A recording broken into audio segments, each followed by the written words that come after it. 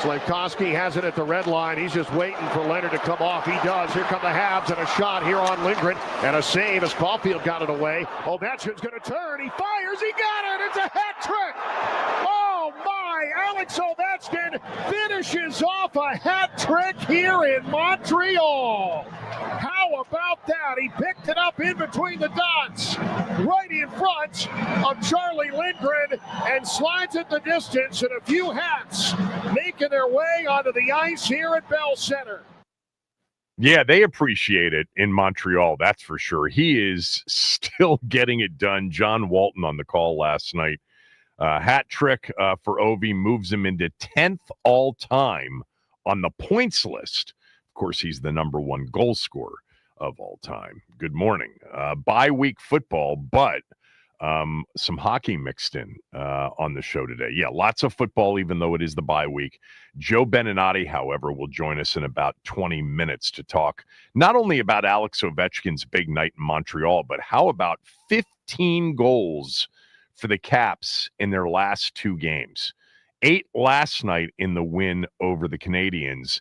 They've won 3 straight, and they really have it rolling after what was a very tough stretch for a few weeks. As mentioned, lots of football on the show today. Aaron Schatz will be on with us at 11 o'clock. He is the creator of the DVOA metric. He'll join us at 11. Some interesting DVOA numbers on teams this year that are really good and some that aren't that good in terms of how some of the advanced numbers are measuring those teams. Ben Standing will be with us at 12 noon. No game for our team, but some big games Sunday. Indy at KC, along with Pittsburgh at Chicago in the 1 o'clock window. That Kansas City-Indianapolis game is a massive game for the Chiefs. Pretty much have to win it. At 5-6, they'd be in some deep trouble. And would really be almost on the verge of needing to win out to make the postseason. If you're wondering, like, they're not going to be eliminated with a loss at home against Indianapolis, but they play 4 days later on Thanksgiving in Dallas. Then they have to face that beastly defense that we watched last night. More on that coming up in the Texans. They have the Chargers and the Broncos left as well. So this is at Arrowhead. It's a massive game for the Chiefs.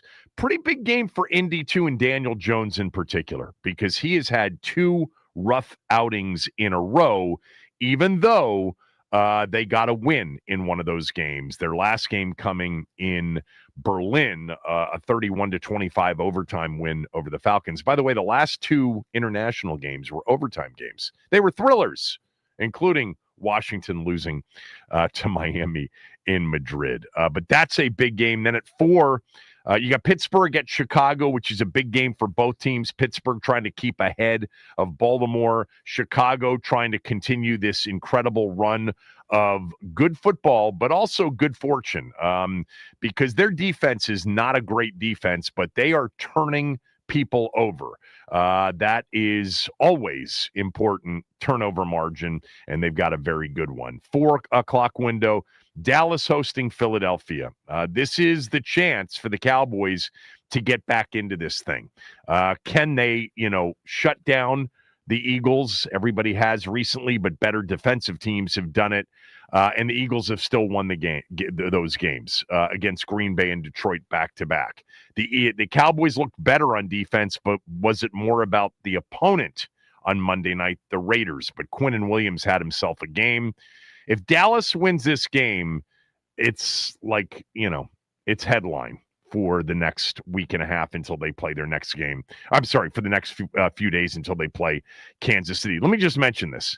If Kansas City wins and Dallas wins, and you've got 6-5 Kansas City against 5-1 Dallas on Thanksgiving Day, that game, and it may not even require this, but that game will likely be the most watched regular season game ever. Mahomes against the Cowboys, and the two of them coming off wins would just increase the probability of that. It's probably already going to be one of the most watched, if not the most watched game in NFL history. We got that from Mike North, who came on with us, the schedule maker, and he said, they knew it, that Kansas City at Dallas, they were going to put that in a very high-profile spot. They chose Thanksgiving because they thought there was a chance it would become the most watched NFL regular season game in history. It's probably going to be that, but imagine they both go in off of wins over the Colts and that there's excitement about the Cowboys going into that game. Sunday night, we've got L.A. Facing Tampa at SoFi. That's a really big game in the NFC. So really good football ahead, and we get to relax knowing that our team can't lose this week. That's for sure. I do want to mention, though, last night's game. This is going to sound completely outrageous, but I would not be surprised if the Texans ended up in the Super Bowl. I've been talking about them, Max, for a few weeks now and saying this is the dangerous team in the AFC. This is the team that if they get in, no one is going to want to see. You know, Kevin, it's so funny because right as you were saying that, I was pulling up my sportsbook app to look at the odds for the Super Bowl for the Texans because I am quite curious myself because they looked incredible last night. Josh Allen was under siege. This is we've talked about it with guests the last couple of days. We'll talk about it with Aaron Schatz at 11 as well. 45-1, by the way. This is the year of defense. I mean, it's kind of started with Philadelphia's run at the end of last year, second half of the season, and then what they did to Kansas City in the Super Bowl. But we are seeing dominant defensive football in the NFL this year. And, you know, you can talk about Thursday night games are always rough, and Buffalo came off this emotional win over Tampa. Houston's won 4 out of the last 5, and the game they lost was 18-15 at home against Denver. That's the game C.J. Stroud got knocked out in. And in that game, when he got knocked out, they had a lead. They were up, I think, 9-0 or 12-0, 12-7 or something like that. I'm looking it up right now. They took a 15-7 lead to the fourth quarter and ended up losing. Bo Nix brought the Broncos back. Broncos are unbelievable defensively, too.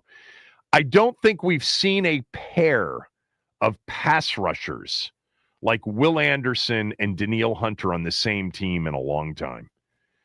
And by the way, they're even stronger on the back end, and they were missing one of their key pieces last night on the back end. They sacked Josh Allen last night in the game 8 times. Buffalo had scored 19, but 7 of those came on a kickoff return for a touchdown. James Cook broke a long run in a short yardage situation early in the game for a touchdown, and maybe that's where you can do something against this team. I'll tell you one thing, there other than Cleveland and Denver's in that mix too, you do not want to be in 3rd and long against Houston. Who are you going to double? You can't double everybody. They are awesome on defense. And they have won 3 straight games with Davis Mills at quarterback. Yeah, if you watched him last night, he was 1 for his first 8. And I'm telling you, 5 of those weren't within the same zip code as the receiver. And then, you know, he didn't turn the ball over. They ran the ball a little bit with this USC rookie, Woody Marks. Nick Chubb is decent for them. They've got a big-time receiver, Nico Collins. They have to get C.J. Stroud back. Don't get me wrong. They're not making a Super Bowl run with Davis Mills. But they have the Colts twice in the AFC South.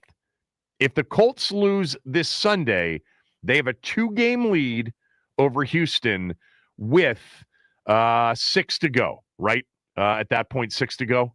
The Colts are 8-2. They would have at 8-3. They'd have 6 to go. Houston's at 6-5, and they still play each other. They're 2 games against each other. I'll tell you what. I could picture Houston being an impossible out in the postseason, or a very difficult out in the postseason if they get there. They're 45-1. Okay. I'm going to put something on it. Why not? I already have. I'm going to put something on it. That pass rush, Myles Garrett's the best defensive player in football. There's no doubt about it. Will Anderson Jr. is next up. The motor, he's unbelievable. Unbelievable. You know, I was watching the post game because I wanted to hear what Buffalo said about Houston's defense, and they were incredibly complimentary. Josh Allen took an absolute beating. You know, they don't have they've got an okay offensive line. They don't have great receivers. You know, Josh Allen has to do it kind of by himself. This is one of those teams, Buffalo, that isn't very good defensively. They don't have a lot of weapons on offense. James Cook is a weapon. Don't get me wrong. They've got a top flight running back. He's really good. But at receiver, they're hurting. You know, Shakir is their best receiver right now. And really, I would say bringing Gabe Davis back was important for them. But Ty Johnson and Cook out of the backfield are probably the next best options.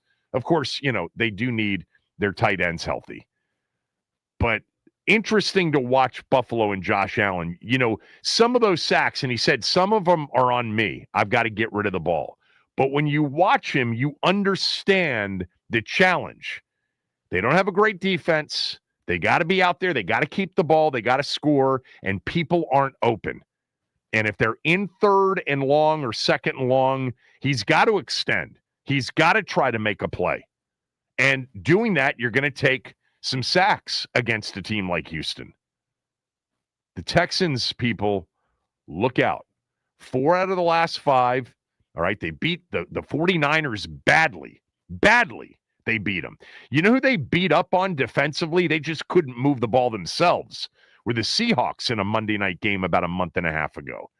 They just beat up on Buffalo, and now they have coming up next weekend in the 1 o'clock window at Indy. Massive game with the Colts coming off the game against Kansas City. The first of 2. They're going to have to probably sweep the Colts, but there's still a shot that they can make the playoffs as a wild card if they don't win the division. Still a shot for that. They'll be in the mix for that. Man, there are a lot of good football teams that are on the edge in the AFC. Houston, Kansas City, you know, Baltimore or Pittsburgh for the 7 spot, the last wild card spot, which right now is Jacksonville, because Jacksonville is in that division with Houston and Indy. The Texans last night were really impressive. There's part of me that says, I've been talking about them for a few weeks now and saying this team is so dominant on defense that if they can just get healthy, if they can get Mixon back at some point, and it looks like he may not be coming back this year, but the kid Woody Marks is doing a good job. Chubb's doing a good job. They've got Nico Collins. You know, they've got some ability. Not a great offensive line, but with that defense, they're going to be in every game. Every game. I wanted to read 2 emails here. This one from Paul A. Paul A. writes, "Love the show. I'm hoping you address a noxious line of thinking during this week. I'm so sick of people suggesting that Jayden Daniels should be shut down, even if he's healthy. I'm glad you haven't gone there, Kevin. People say, but we can't let him get hurt. The season is over. You need to protect him. First off, I love the guy, but if people are worried that Jayden Daniels is so fragile that he can't stay healthy behind a decent pass-protecting offensive line, then the best thing to do is to play him and find that out now. Like all young QBs, he needs reps to learn to play at NFL speed, which will help him stay healthy. And if he can't learn to protect himself, then it's very sad. But at least we'll find that out and move on." Moving on again from Jayden Daniels. The alternative is to put him up on a shelf like a special little boy, whatever that means. This from Whit. Whit writes, "You've lost your mind, Sheehan. Why would you ever risk your franchise quarterback on a wasted season? I don't want to see Jayden Daniels until the season opener in 2026. This really is, a debate among fans. I can't agree with Whit. I do agree with Paul. I just don't see. Honestly, I think it's one of the silliest positions to take. That, I mean, let me just make sure we've got two assumptions here. One, he's fully healthy. Two, there's more than a game or two left in the season when he is cleared as fully healthy. The conversation, on December 28th is different than on December 5th, or even November 30th. Like, if there are 5 games, 4 or 5 or 6 games left when he's cleared, it's silly to me that you'd even consider not playing him. He's your starting quarterback. Let's just say that the season wasn't injury riddled for him this year, and he had played all 11 games. And, they were 3-8, or let's just say if he had played all the games, he's 4 there, but they still had everything else out. They're 4-7 or 5-6, somewhere around there. Because even if he had stayed healthy for all 11, you needed many more players to stay healthy to be a 5-6 or 6-5 football team, which is, I think, if they had been a healthy football team, I think that's where they'd sit right now, somewhere between 5-6 and 6-5. But if he had been playing all year, and let's just say they were 4-7 because, they lost all the other players, would you be calling for him to be shut down? I understand the context is he's been injured 3 times this year. I get it. But no, 5 to 6 games left. My starting quarterback's playing for me. I may think about in the season finale sitting him, if he's played 4 or 5 games or 3 or 4 games in a row. Season finale, that's fine. But not with 5 to 6 left. I'm playing him. He needs the reps. It's going to be, I think it would be a very difficult conversation. We've talked about this for the coaches to say, yeah, you guys are hurting, and some of you have, played all year and have stayed healthy. Our starting quarterback's fully healthy, but we're shelving him for the season. And I don't think it would be a great thing in terms of, fortifying that relationship between coaching staff, organization, and Jayden Daniels. Personally, I don't think that'd be a good thing. He is a competitor. He wants to get out there. We've already talked about the environment in which you put him back out. A, he's fully healthy. B, there are several games left in the season. And C, you don't do some of the things that you've done this year. Being out of contention, and by the time maybe he comes back, maybe they're out of it mathematically, although that's probably not likely. But anyway, you don't have him running RPOs and dropping back in a 38-14 game late in the game. You don't do that. I would take out a lot of the designed runs. I probably wouldn't take out the zone reads. They tend to be a play that is probably just as risky as a drop back pass in the pocket, because you can see you've got a field of vision. He's got to be smart, out of bounds, slide, etc. No quarterback counters, no quarterback powers, none of that crap. I'm not running him into piles. I'm running quick game if I don't have good receivers. I'm going to try to run the football. But he's my starting quarterback. He's my franchise quarterback. And he has basically not been able to play this year. He has played very few games at what you would call fully healthy, no brace, etc. And he's played like 1 game with all of the parts around him offensively, all of his guys. No, he's playing. I think it's a silly position to take, not playing him if you got 5 games left, 4 games left, and he's fully cleared. It's honestly one of the silliest ideas I've heard. And it speaks to this, history that we all have following this team, that you're scared that he's going to get seriously injured again, and then that's going to be it. And by the way, that risk is in play if he comes back and plays this year or in the opener next year. All right, we'll talk some hockey with Joe Beninati. Alex Ovechkin, 33rd career hat trick last night in Montreal. He is on a heater, too, in terms of goals. 7 goals now in his last 6 games. He's actually moving up the list of goal scorers. Remember where he was last year before he got hurt? He doesn't seem to be slowing down, and this team has really caught fire here recently as well. We'll talk to Joe Beninati next. I do want to mention that we've got a really good deal at Window Nation right now for those of you who have been thinking about new windows. It's the end of year sale, which means you're going to get windows at 50% off no matter what style of window you choose. No matter what style, it's 50% off. There's also an opportunity if you want to finance the purchase to pay 0% interest for 5 years. So no interest until the year 2030. Window Nation is a company you can count on. It starts with a free in-home estimate. They'll come out. You'll actually find out which windows need to be replaced. That'll be scheduled for when it's convenient for you. They're in and out of your home in an hour or less. They'll leave you with a quote. They're not going to obligate you to anything. They're not going to pressure you. You can shop that quote all you want. I promise you, though, that if you move forward with Window Nation, you're getting a great product, you're getting a great deal, and you're getting a company that will take really good care of you. Voted #1 in the country by Forbes magazine as the best window installation company in America. They've got over 45,000 five-star reviews. 866-90Nation or windownation.com. Mention my name. They will take really good care of you, I promise.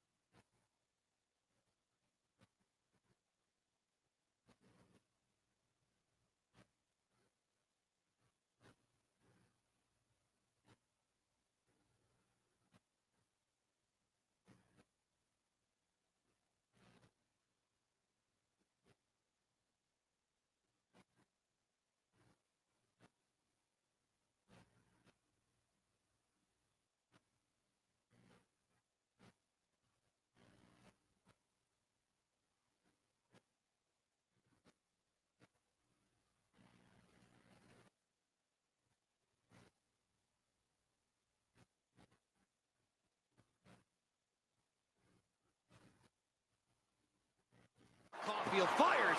Lindgren slams those pants together in the nick of time. Ovechkin to the empty cage. Yes, sir. Hat trick for Alex Ovechkin. Career trick number 33. Joe B's call last night on Monumental from the Bell Center in Montreal. Alex Ovechkin, a hat trick. Passed Joe Sakic to claim the 10 spot on the all-time points list. The Caps also won the game 8-4. They've actually put together quite a 3-game win streak, which has included 15 goals in the last 2 games. Joining us right now is one of my favorites to have on the show, Joe Beninati, longtime voice of the Capitals. So how long can he do this for? Every interview starts with the same question with regard to number 8. And I understand why. There are times when you think he's never going to score again. Then there are times you think he's never going to stop scoring. It's just where he is, I think, instinctually as a hockey player. He's grown so much. I'm watching all these highlights and going back over 20-year retrospectives, and I remember what he was, and I remember what he became, and I remember where he is now. And you sit there and go, not only does he score the goals by the bushel, but he does it in a variety of different ways. I think he's learned more. He's become more instinctive. I think he knows where to be. And I don't think we give his current center iceman nearly enough credit. Dylan Strome is a wonderful setup man for Alex and knows exactly where the big guy wants the puck, when he wants it. And, yeah, if they keep clicking like this, sure, it can continue. The best thing for me that I see, though, through the first 5-6 weeks of a new season, he's moving better. He's moving better in the last week than he did 2 weeks ago. And I think that's going to continue. I know, Kevin, coming out of training camp, late in his personal training sessions, I know there was an injury that set him back.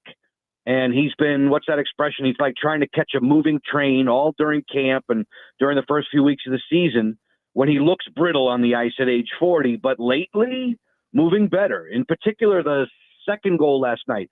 His ability to get up ice on that 2-on-1, receive that pass and shoot it in stride. That looks like Alex of 5 years ago. That doesn't look like Alex at age 40. So to me, the answer to your question is, as long as the body feels good, the shot's never going to go away from him. So he's always going to be a threat as long as he's feeling good and skating well. That's interesting to hear that, he looks better physically. By the way, congratulations to Dylan Strome. His wife had a baby while he was playing a game in Montreal. It appears that everybody is healthy. Congrats to him. Is there a comp for him in terms of, we know there's not a goal scoring comp. He's the all-time goal scorer. But in terms of playing at this level at 40 years old, I know Jágr went for a while. Gordie Howe obviously went for a while. Can he do this for another 3, 4, 5 years? Could he be 45 years old and we're having the same conversation? Alex is the only one who knows that, Kevin. To me, it's when you get to this point, I think it might be more so between the ears. Where is he mentally? Does he? To me, I've always seen him arrive at the game like a 5-year-old. He loves the sport that much and still does. So his enthusiasm hasn't waned. Will it when he's 40, 41, 42, 43? I don't know. Alex is the only one who knows that. The body of work that he's produced, there aren't any comps. You use a Jaromir Jágr reference point, and that's a good one because of the body size. Right. I'm not sure how many people realize that Jágr was a monster. Yeah. Ovechkin is a monster at 6'3" and almost 230, 240. Jágr, very, very comparable in size and strength. And Jaromir had the will to want to play and still does play at the highest of levels in Europe or on his team that he owns. Yeah, could he do it? Sure. Does he want to do it? Does he have the willpower to do it? Does he share that same enthusiasm that he has still today, and he loves this team. And I think he loves what he's seen from a prospect standpoint. What's to come for Washington down the road a year or two from now, I think even excites him. I don't know if he puts himself there. He's the only one who knows if he's going to put himself there next season, the year beyond that, or if this is the only one. I think time will tell. If this is the last one, he's the only one who's going to tell us that, and he hasn't made up that decision yet. He hasn't made his mind up. Is a part of the conversation with respect to what's next for him that this idea that he might go back and finish his career in Russia, that's a possibility? I think he's always wanted to do that, Kevin. Yeah. Whether or not he was the NHL's all-time goal-scoring champion or in the discussion as the greatest goal scorer of all time, now that he's achieved those things, I don't think that matters. I think 10 years ago he would have told you, yeah, I'd like to give back to Russia. I'd like to give back to the team that I'm connected to in Moscow. And I wouldn't be surprised if at some level, in some way, he does play beyond his NHL years. I think that's always been in his mindset. You know, Joe, you mentioned something just about, he's a goal scorer. He's a shooter. Like I for me, it's easy to think more about basketball than it is about hockey. But I think about basketball shooters, like once a shooter, always a shooter. Like if you can shoot the ball at 8 years old, you can probably shoot it at 80 years old. And you see, in the NBA over the course of many, many years, especially once the 3-point shot became such a big part of the game, whether it was, Reggie Miller or Ray Allen or, even a guy like Kyle Korver or, back to the Robert Horry, Big Shot Bob days. Like if you can shoot it, you can hang around in the right situations and play until you're 39, 40, 41 years old. Is that a good comp to his, greatest strength, which is he's a shooter and he'll always be a shooter, so he belongs? In hockey speak, then you would take that, you'd extrapolate it out and say, well, he should then get so many goals, as we've seen so often, on the power play. And this season he hasn't. He hasn't scored the patented power play goal from the left faceoff dot, his office, the patented one-timer that we've seen hundreds of times. We haven't seen that. Last night was the first power play goal for him all season. It was the longest he'd ever gone to start a regular season without a PPG. And that power play goal last night was right off the faceoff. And, oh, by the way, the game's most lethal snap wrist shot you've ever seen. He still does have that. And you mentioned some beautiful NBA shooters. I always keep coming back to when I watch these videos of Steph Curry shooting basketballs from the parking lot and making them. And I sit there and go, boy, it's such a beautiful stroke. Alex's stroke, from a shooting hockey standpoint, isn't necessarily beautiful. It's raw power. The timing of it, when he does time up the one-timer, that's beautiful. But what's overwhelmed goalies for so long is the way he releases the shot, the way the puck leaves the blade, the curvature of his blade creates this odd sort of slider knuckleball effect in baseball parlance. And that's what creates such a problem for goalies. They don't read it well. And then, oh, by the way, it's whizzing by them in the high 90s. So it's an uncomfortable shot to try and stop. I told you, he's going to score in his 80s. He's going to be playing beer league hockey, and that shot will never go away. The forearm strength, whatever's built into his wrists, his timing, that's so good. Now, if you want to say Alex at 40, you're watching those one-timers, and he's not hitting them as cleanly or as proficiently and efficiently as possible as he's done in the past, I think that's Father Time. But when he does uncork them, they're magic to watch and just hell for a goalie to try and stop.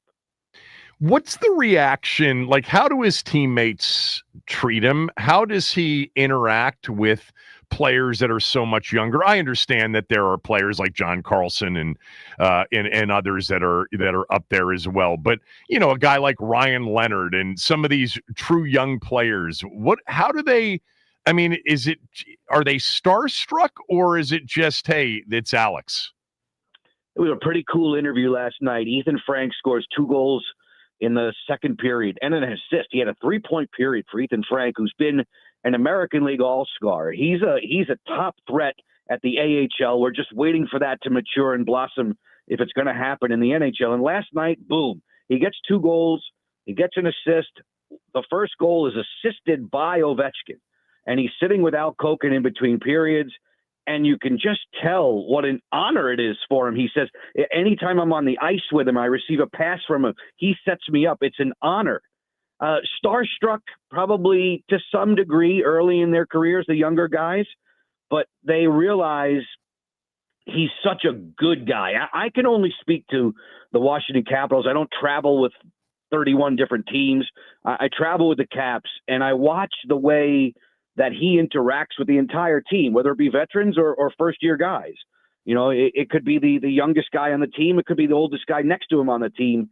He's just such a fun-loving person around the rink. They all gravitate toward him, and they now know what he's done and what he's accomplished. And for so many of them grew up wearing his jersey and wanting to be him. I would imagine it's pretty cool to be able to sit there and go, yeah, I'm a pro hockey player now, and I'm playing with my idol, and he just set me up. I mean, how cool is that?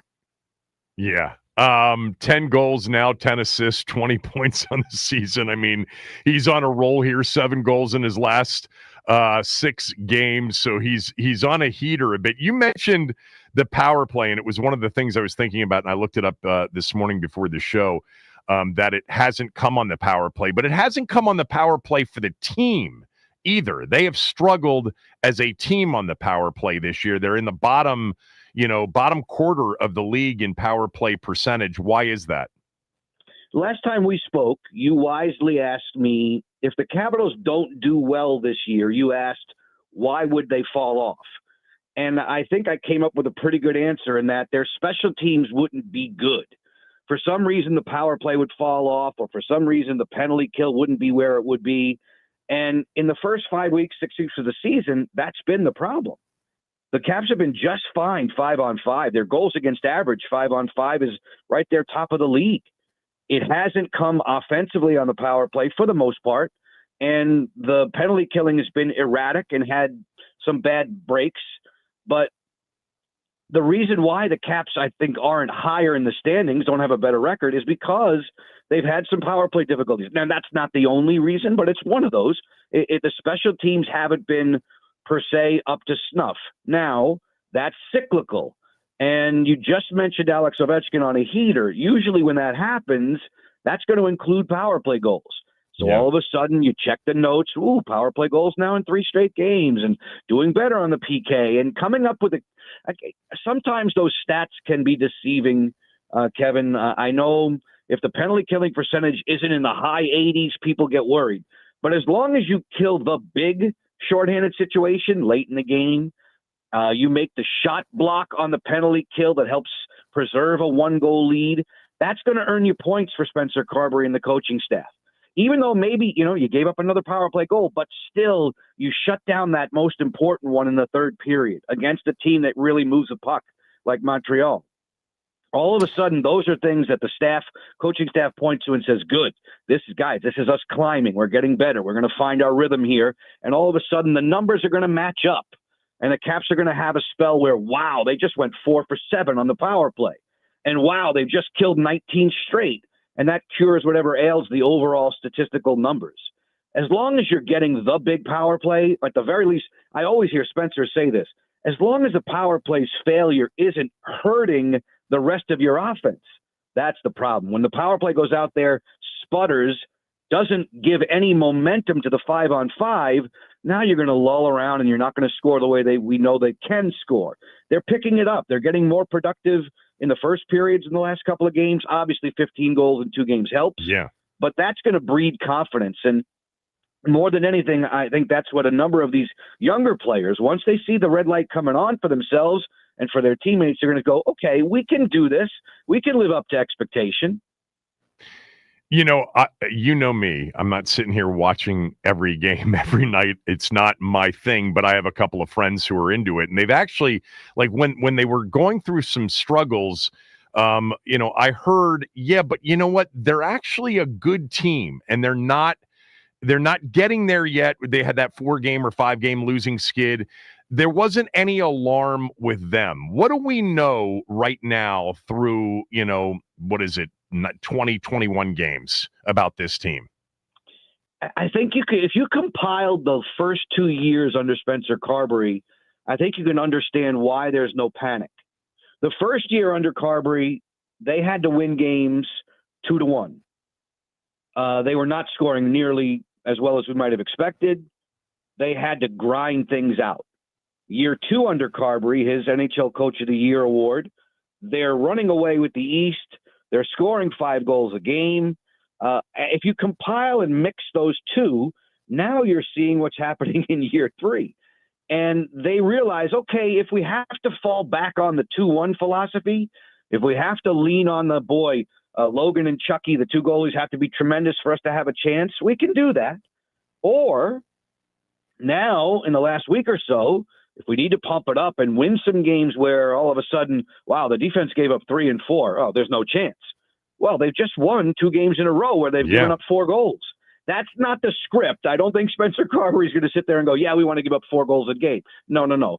But if you can outscore your issues on those 2 games, you can have that in the memory bank to sit there and go, okay, if we need to win the 1-0 one, we did that a couple of years ago.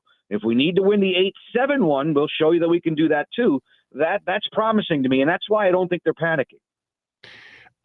Logan Thompson, you can't have a conversation about where a team is at any point in the season without talking about goaltending. He's been outstanding so far. Do you feel like this is sustainable with him? I think he, Tom Wilson, Jacob Chikrin are right there for team's most valuable player in the first 2 months of the season. And Logan, it always comes back, and the goalies get, I guess, undeserved amount of attention all the time. It's such an important part of the game. That position gets so much magnifying glass and microscope on it. And you watch him up until recently, up until the last couple of weeks, all he was doing was giving up 2 goals or less. I mean, he started the season with an amazing stretch of 2 goals or less. And if you talk to any coach or any player, if your goalie's doing that for you, you have the chance to win every game. And not only is he keeping the goals against average down, but he's making extraordinary saves, what the analytics community calls saves above expected. That's expected to go in, and he stopped it. Well, he's making 3 or 4 of those a game. That's impressive. That's way up high on the list. And that's why I would put him in my team MVP discussion. And Charlie's played really well in the last couple of weeks. And Charlie had a 4-game personal losing skid where he wasn't playing poorly. Caps weren't getting him any run support. There wasn't very much scoring to help defend him. But I think Charlie's been rewarded the last two starts, including last night, and then a very sound one against LA. If you've got both of those guys performing at the level they can, you're going to be competitive. And then if the team starts to heat up offensively, then you're going to get on one of these rolls where all of a sudden you'll climb in the standings quickly. And just take a peek at that Metro. Everybody's quality in that division. There's no real runt in that division. It's interesting watching the NHL standings. I mean, first of all, you always end up with teams that weren't expected to be good at this point in the year that are. Sometimes, a team like Florida starts off very slowly. But it's a long journey. But, one of the things that I've noticed about the Caps and sort of preparing for you is they've beaten some good teams, and they've got another one coming up in their next game against Tampa Bay, but they beat Carolina. I mean, when you play against some of the league's better teams, even though it's the regular season, is it a good tell when you play better against those best teams about what, maybe the season might portend? Yeah, I think it is, Kevin, and I'll use this as a way of explaining it. When we are on the road, Locker and I and Al Koken, or at home, wherever it be, but especially on the road where we're going and we're visiting with the home team. We're sitting in with the Florida head coach, Paul Maurice. We're sitting in with Rod Brindamore. We're talking to media that covers the Hurricanes and the Devils, people that are around those squads. And all of a sudden you're talking to the New Jersey players, you're talking to the Carolina players, and they'll tell you, wow, Washington is really tough to play against. this is not an easy game for us. So the league's best feel like Washington belongs in that discussion. So that's a good thing. It's not just coming from your own camp. It's coming from others. It's coming from the other elite teams in the league who'll sit there and go, gosh, our guys know when we play Washington, it's going to be a grind. They're so big. They're so physical. They're so good along the boards. They're so buttoned up defensively. Structurally, they're excellent. Florida, the two-time defending Stanley Cup champion, Paul Maurice will sit there and go, stylistically, structure-wise, they look a lot like us. That's a good sign. When you hear that, you realize that you're in the right place. Where do they? Last one for you, because it's just November, but they're 20 games in, so they're basically approaching the quarter pole of this season. Where do they fit in the East? I know that Carolina and Florida are certainly way up on the list, but where do the Caps fit in after those two teams? I've always said, at least this year, I thought Carolina and New Jersey would be the 1-2 in the Metro, with the Caps as a 3 spot and sniffing. It's not going to be a runaway. I think Carolina, Jersey, Washington in some combination are the top 3 teams in the division. The Islanders, their records impressed me. Pittsburgh, I did not think they would be where they are. So for them to have pushed Washington into a tie for 4th right now, I guess, in the Metro, that is surprising to me. But everybody in the East is getting better. Everybody. It just feels like all the teams in the East are getting better, and that feels like, oh boy, everybody's gaining on the Caps then, because the Caps ran away with the East last year, ran away with the division last year. It just seems like everybody's gaining ground. Well, is it parity? Is that the word that's going to come out now? But you just look at the Metro. There isn't a team that's technically under NHL 500, all the way down to the Rangers, and we know that the Rangers on any night with their talent level can beat anyone. So Philadelphia, Columbus, Pittsburgh, Islanders, all playing better than I would have thought. To have those teams surrounding the Caps the way they are in the Metro right now is a surprise. And I don't think that makes anybody here in D.C. feel very good. But I often come back to, I expect that the cream rises when you play out over 82 games. And I expect Washington to be right there with Carolina and Jersey. And it all depends, so much of it, not all, so much of it depends on injuries. The Capitals without Pierre-Luc Dubois, the New Jersey Devils without Jack Hughes. Carolina has been without the best shutdown defenseman in the entire league. And yet these teams still persist and do well and play above what you might anticipate when you lose people. The Florida Panthers without Barkov and Matthew Tkachuk. I mean, come on. You got to be a really good team to survive losing your 2 best players.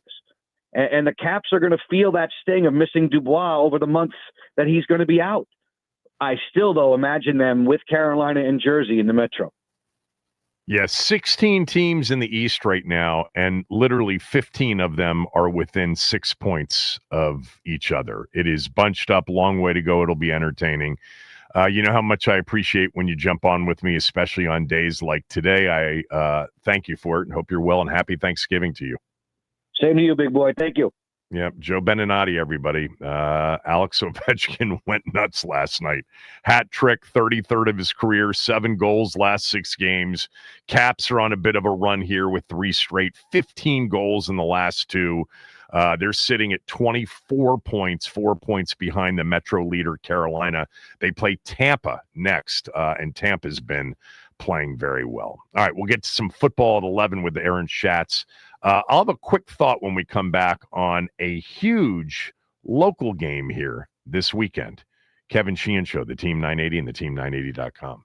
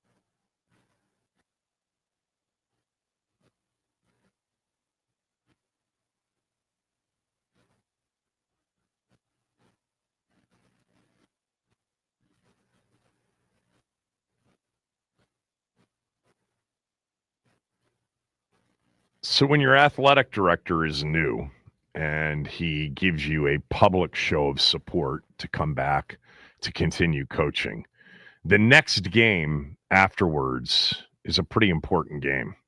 Maryland plays against Michigan tomorrow in College Park. Believe it or not, they are a 13.5-point underdog. That seems a bit short. Michigan is 7-2. The Terps have lost 5 straight games.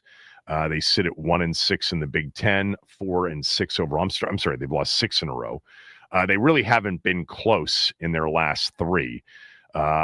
Since their last game, a loss to Illinois, Mike Locksley got this incredible letter written by Jim Smith, the athletic director, saying he's our guy and we're going to resource the program appropriately. That next game, especially when it's against a ranked team and you're 0 against ranked teams, 17-46 in the Big Ten, it could really be huge to pull this off. And I'm giving Maryland a shot. And if they beat Michigan tomorrow in College Park, they would be favored against Michigan State next week to get a win and to get to a bowl game at 6-6. Like, Locksley has a chance here. I'm going to tell you right now, Maryland Nation, which is, barely interested in football to begin with, those that are, I think the significant majority were not happy with Jim Smith's public endorsement to bring Mike Locksley back. I'm honestly 50-50. To me, that's fine. If you want to do it, if you want to make a change, that's fine too. I've become a bit apathetic for something that I used to love a ton, but this could be a huge statement going into next year. And Michigan is not great on offense, and Maryland is very good on defense. They got to be healthy. They've lost some players defensively in recent weeks. It's not an unwinnable game at home. Ohio State would be unwinnable at home. USC, Oregon, Indiana, even teams like Iowa, no chance. Michigan can't really score.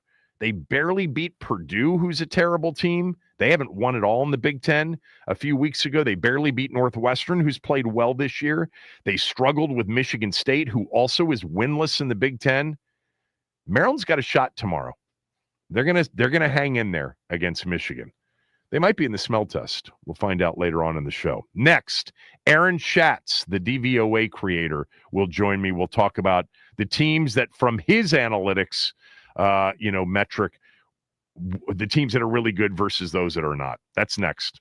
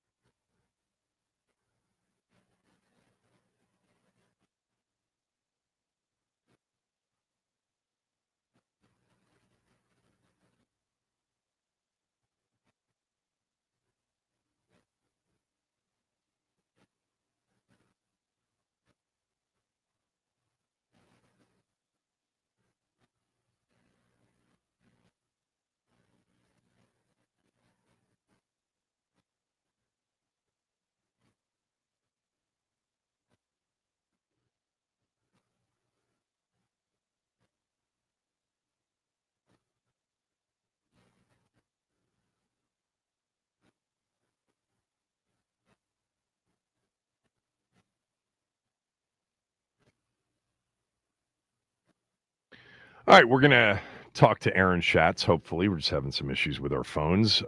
Aaron is the creator of the DVOA metric. We reference that all the time on this show. It's essentially, a stat. It stands for defense adjusted value over average. Takes basically every play, but it doesn't treat every single play the same. An 8-yard, a 10-yard play on 3rd and 20 isn't valued as highly as a 4-yard play on 3rd and 2. So there's real context on down distance, etc. And Aaron created this, and it's a very good way to sort of measure a team's overall strength compared to other teams, and to look at a specific side of the ball: offense, defense, special teams as well. You let me know when we've got Aaron. We've got him? Okay, good. It's my pleasure to welcome back to the show the creator of something we reference quite often, DVOA, Aaron Schatz, at A Schatz NFL, ASCHATZ NFL. You can get access to everything that I have access to. I am a subscriber at FTN Fantasy. By the way, I was having a conversation the other day on my podcast about your all-time rankings. You went back, I think in this past off season, the 91 Skins get referenced a lot on this show. I believe that it's the all-time greatest Redskin team. I don't think it's close. Analytics like yours have always really highly respected and valued the 91 Redskins, but you did drop them behind a 1962 Packers team. How did you go back, and how much time does it take you to go all the way back to 1950 to evaluate all those old teams? I didn't do it. A guy named Ethan Christopherson did it. So What he did was he estimated what regular stats that you can get at Pro Football Reference do to project what DVOA is. And then he estimated what DVOA would have been for all the teams for which we don't have it, which is 1950 to 1977. So that's where we got the idea about the 62 Packers. Interesting. He did all the work. Do you feel like it's given that the numbers that were accessible for those years aren't as vast as the ones that you have from 78 on? Do you feel confident in the overall evaluation? It's pretty good. I would rather just do since 1978, especially because the rules changed so much in 1978 with the move to the 16-game schedule and the liberalization of passing rules. And 1978 makes a really nice line to be like, such and such is the best team since 1978. But I mean, the 62 Packers were an awesome team. So, I mean, we could talk about 62 Packers, 91 Redskins, 07 Patriots, who is actually the best. I mean, my numbers have the Patriots is the best in the regular season, but the Redskins is the best if you include the playoffs. So those are the best teams ever. Yeah. The 91 Skins are number 3 on your all-time list behind the 07 Patriots, the undefeated Patriots who lost to the Giants in the Super Bowl, the 62 Lombardi Packers, then Washington's next. They were the number 1 ranked offensive football team, the number 2 number 2 ranked offensive football team, number 3 ranked defensive team, and number 1 ranked special teams unit that year. Yeah. By the way, one of the things that I think is interesting is that, correct me if I'm wrong, but the 07 Patriots, are they the greatest offensive team ever or not? No, I have the 2010 Patriots as the best offensive team. Okay. All right. But that team was not as good on defense. What about the Rams of like 99? Where do they come in terms of offense? They played the second easiest schedule of the last 45 years. So they do not come in as high as you would expect for 2 reasons. One is the schedule was very, very easy. And the second is that I adjust for playing indoors. So I have their offense lower and their defense higher than you would expect. Interesting. All right, let's get to this season. What do you make of this season overall? I mean, New England, Denver, and Indianapolis are at the top of the AFC standings. We've got a Chicago team. The league changes, as you know, so much year to year. But what are we looking at right now in terms of the best teams? Like, I've got your numbers up in front of me in terms of the best teams. I think there are a couple of surprises with teams with good records. But tell me who you think has a great record right now, but isn't measuring up per your analysis, and then maybe a team with a much lesser record that you think's a lot better. It's a very topsy-turvy year in which a lot of the lower, a lot of teams have good records with easy schedules, or teams have moderate records with hard schedules. Complicated by the fact that the playoffs seem like a real crapshoot because a couple of the teams that have been the best during the regular season have quarterbacks that, let's be very honest here, nobody trusts in the playoffs. I mean, I have Seattle number 1 and Indianapolis number 3, but nobody trusts Sam Darnold or Daniel Jones when we get to the postseason. But those teams are gonna have. I mean, Seattle may not have a home game, but Indianapolis probably will have a home game, and Seattle is very good, but nobody trusts the quarterback. So it's a very weird year. I feel it's very strange for me because I attend all the Patriots games, and I'm like the Cassandra of the Gillette Stadium press box, talking about the idea that the Patriots are very overrated at 9-2. I have them 17th in my numbers. They have played one of the easiest schedules of all time. They've been very good on fourth downs, which is not as predictive of the future. And they're mostly just passing offense. Right? Like, it's mostly just Drake May. The defense has not been good. The pass defense in particular, when you adjust for their opponents, has not been good. The running game has not been good except for a couple of really awesome explosive plays. It's really just Drake May and some mirage. What about their rush defense, though? It's good, but it's not as good as I think it looks because of the schedule. But it's good. I have their run defense currently 13th. It used to be higher, but they've given up some rushing yards the last couple of games. New England is at 17th. By the way, just 3 spots ahead of our team, who is 3-8. Look, for a while, even as they were losing games, you had Washington, much higher. Give me your overall thoughts really on their 3-8 season so far. Washington's 3 wins come out really high. Their 3 wins come out higher than you would expect in my numbers. But their losses all are losses. So they've collapsed since the first 5 weeks, right? They had 3 wins in the first 5 weeks. Correct. And they've collapsed since then. So they're 20th, but in the last few weeks they're not 20th. Or close. They're not even close to that. You've got them right now. You've actually got them at 20th in your latest overall rankings. But that includes those 3 wins, and they were really the good 3 wins are over the Giants, Raiders, and the Chargers on the road. Good win, but the other wins are the Giants and the Raiders.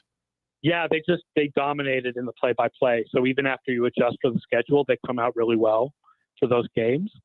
But it's not like Washington. It's not like Kansas City, right? Kansas City is 5-5, but they've been good even in their losses, and so I have them much higher than their record.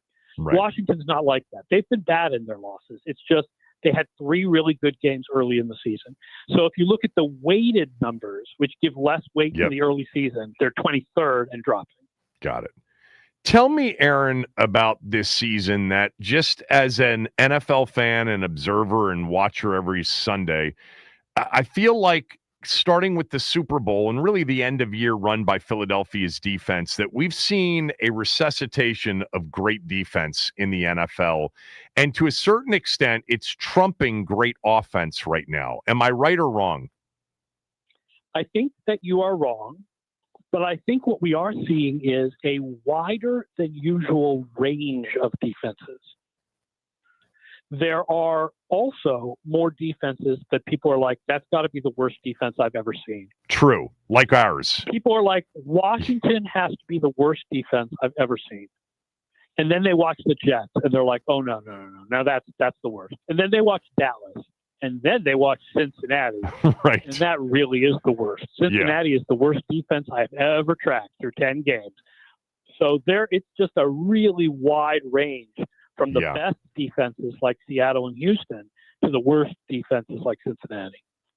What do you think of Houston? Like, where I see where you have them ranked overall, but they have a great defense. If CJ Stroud comes back, I said at the beginning of this show, it would not surprise me if they got to the postseason and did a lot of damage. What do you think? I don't know, man. Are you blocking for them? I know the offensive line isn't great, but have we seen a pair of defensive end pass rushers like Hunter and Will Anderson Jr. together on one team in a while? Here's what's tough, is that I know defense is so impressive when it plays well. Right. But it's just a fact of life that defense is less consistent and predictive than offense. Yep. It's hard to believe that when a team has a game like Houston had last night. It's hard to come away from that and say, okay, but the Buffalo offense is more likely to have success in the future than the Houston defense, because the Houston defense was so dominant.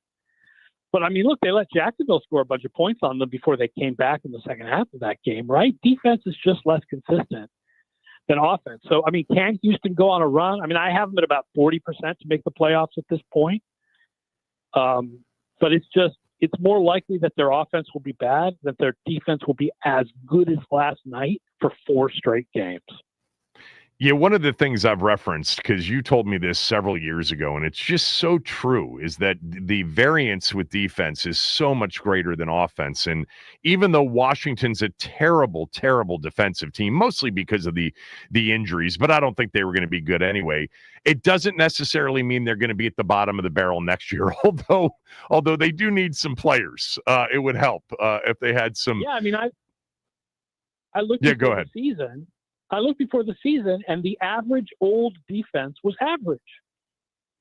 Like, some old defenses are good, and some old defenses are bad, and some old defenses are average, and there didn't seem to be any correlation. So while we look at the Commanders' defense and we go, oh, my God, like Bobby Wagner, it is over. Like, there was nothing before the season that would indicate that of all the old defenses that have played in the last 10 years, this is the one where the age would really matter. You have no idea. Just had no idea. So age typically does not it doesn't impact the final results. Yeah, there's no correlation between the age of the defense and the final results. And I know that sounds weird because there certainly are defenses that decline because they get old.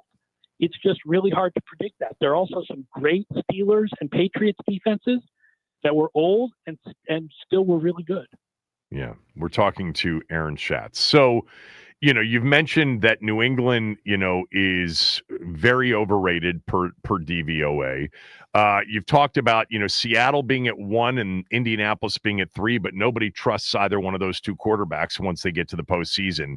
Give me the team that you think right now, wherever they are, has a chance to really rise, over the last 6 games of the season and be, a top 5-ish kind of a team. I mean, Baltimore, right? Their defense is playing better since they traded for Haloi Gilman at safety, and they can move Kyle Hamilton around. Right. And they have Lamar Jackson back. They're currently 11th and rising at 5-5. I think they're going to win the AFC North. I mean, the team that everybody knows is really good, but also that everybody trusts the quarterback is the Los Angeles Rams. Yeah, I mean, they're the number Los Angeles Rams are number 2, but the difference between the Rams and the other teams at the top of my ratings is they have both the win-loss record and they have the quarterback that people trust. Right. Yeah, in terms of being, the higher level quarterback, because you've got them in between Seattle and Indianapolis, and you've got Detroit 4th. And you've got Kansas City 5th. So let's talk about each conference. Right now, who do you think ends up in the AFC title game? I think Indianapolis is going to do it. My numbers really do like them this year. And then my guess is that one of the teams that has struggled a little bit with wins and losses, but the numbers still really like them, will make it.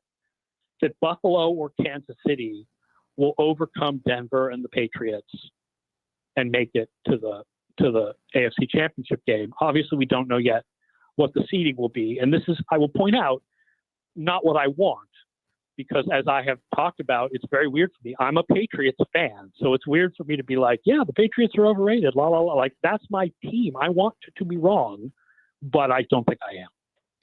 How does DVOA value Chicago right now? Like the Patriots, very overrated, easy schedule, lucky wins. They actually have a negative points differential at 7-3. So I have them 25th. Who's a team that could end up being a big-time spoiler down the stretch? I mean, they were already last night, Houston.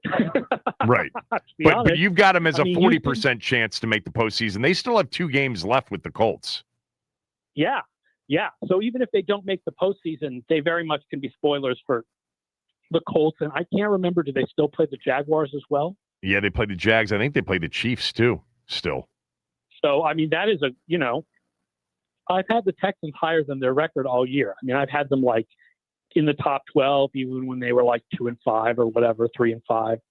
So yeah, I mean, obviously that defense is less predictive than offense, but that defense is really good. And that offense is not as bad as people think. I had it 23rd going into last night's game, not like 32nd. Right. Are there any teams, any units of teams on, a record-setting pace? I remember, I think it was 2 years ago, the Ravens were approaching one of the best regular seasons per DVOA. I mean, the year that they lost to the Chiefs in the AFC title game, which I think is 2 years ago now. Anybody in kind of record-setting area, offense, defense, special teams, or overall? Bengals defense is the worst defense I've ever tracked through 10 games. It's really horrible. Who was the worst defense before this one? 3%. Sorry, what? Who was the worst defense before this one? The 2001 Cardinals, the 79 49ers, the 81 Colts. The 81 Colts and like the 86 Bucks are like the worst defense over a whole season. But Bengals are in that territory. Interesting. Why Seattle number 1? The reason why I have them a little bit different than other power ratings is because of where I have cutoffs for success compared to EPA-based ratings, and also because they're very high in turnovers. And I have turnovers dialed back a little bit because turnovers are less predictive than yards and first downs. But they're also a very well-balanced team. They're 5th in offense. I have them 1st in defense, although last night might change that. And I have them 2nd on special teams. But they're not good at running the ball. It's their passing game that's super efficient. And there's a little bit of a problem there because they want to run the ball, but they're not good at it. Why aren't they good at it with Charbonnet and Kenneth Walker III? I mean, they're both good backs. It's the line. Interior of the offensive line. You just mentioned something about turnovers. Interesting. Seattle leads the league in giveaways, people. They've got 20 turnovers, 2 more than Minnesota, who's got 18. And you've got them as the number 1 team because you don't put as much emphasis because they're not predictive. Meaning, just because they have 20 through 10 games doesn't mean that they're going to be at that pace for the final 7. Right. You're more likely to keep up your pace when it comes to stuff like success rate and yards per play than it is that you're going to keep up your pace when it comes to turnover and takeaways. On the other side, too. I was going to ask you, which is more predictive, takeaways or giveaways? I think giveaways is a little more predictive. Giveaways is okay, but because quarterbacks who throw picks continue to throw quarterbacks picks. Have the power over their own actions. Yeah, interesting. Always interesting to talk to you, and especially once we have like 10 games. I did want to ask you just about San Francisco in particular, because they are doing one of those things that doesn't happen a lot, which is lots of injuries, but they're 7-4. Lots of injuries. Last year, they were 6-11. What do you look at when you look at the 49ers?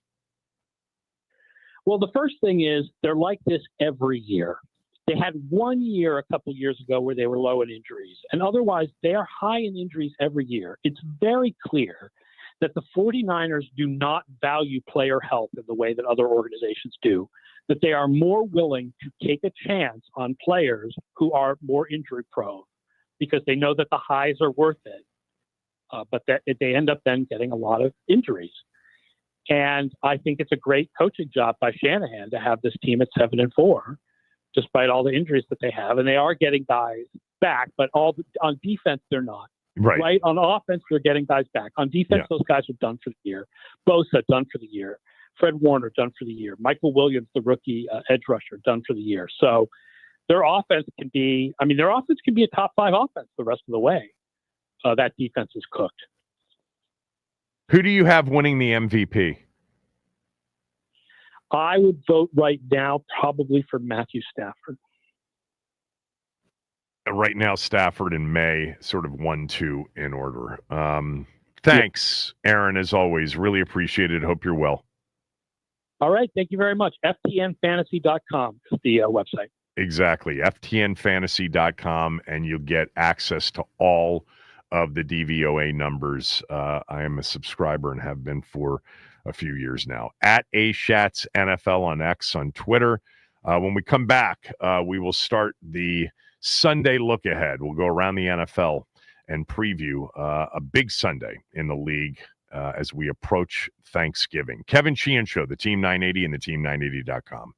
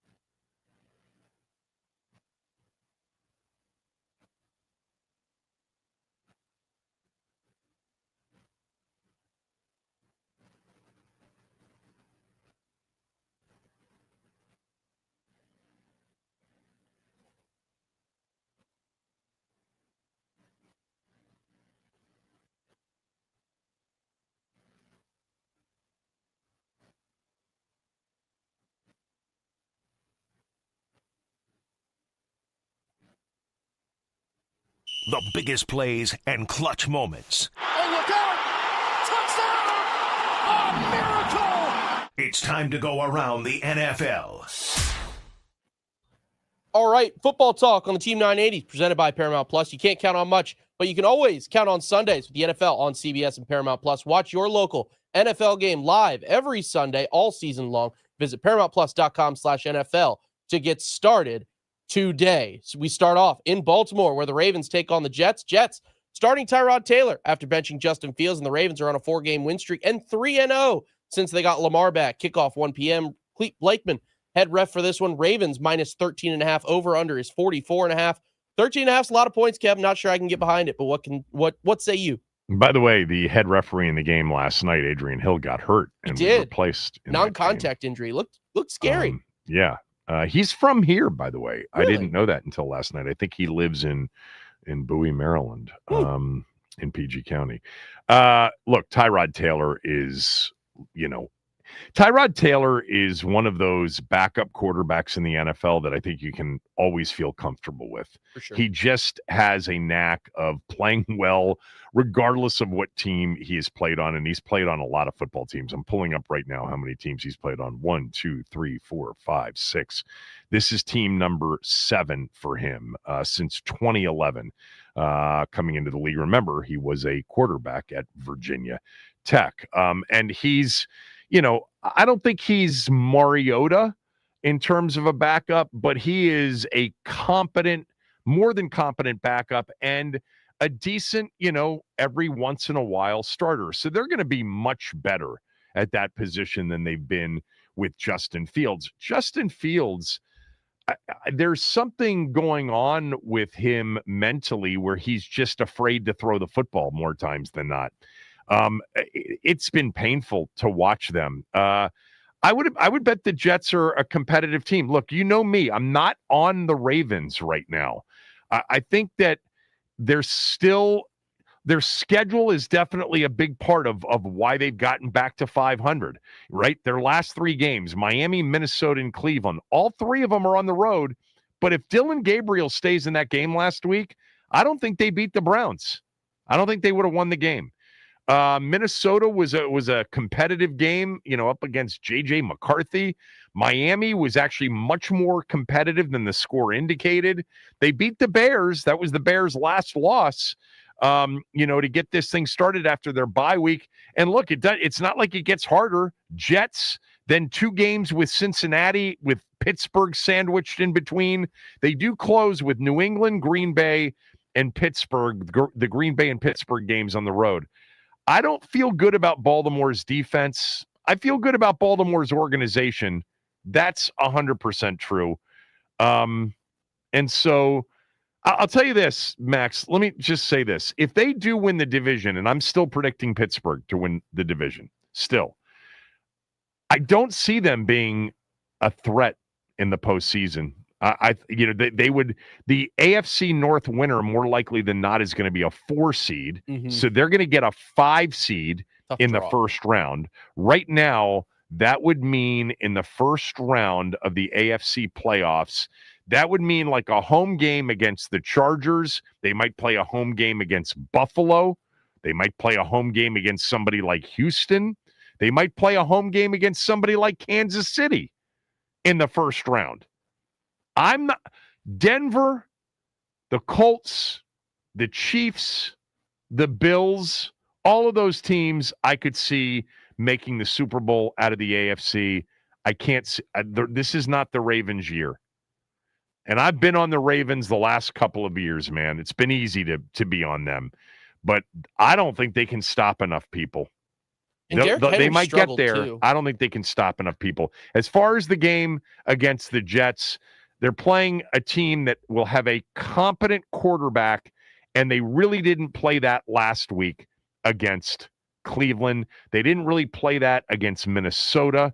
They didn't, so they've had some breaks. They're 13.5-point favorites. They're going to win the game. But do I think the Jets can cover? Yeah, I do. What's next? Next up, one of the more exciting games of the 1 p.m. slate. The Steelers head up to Chicago to take on a Bears team that's riding a 3-game win streak. Aaron Rodgers was a limited participant in practice yesterday with a brace on his left wrist, but sounds like he's determined to try and play. Kickoff 1 p.m. John Hussey, head ref for this one. Bears -2.5, over under 45.5. Can the Bears rack up another 4-game win streak? Or does a perked up Aaron Rodgers get a win? My knee.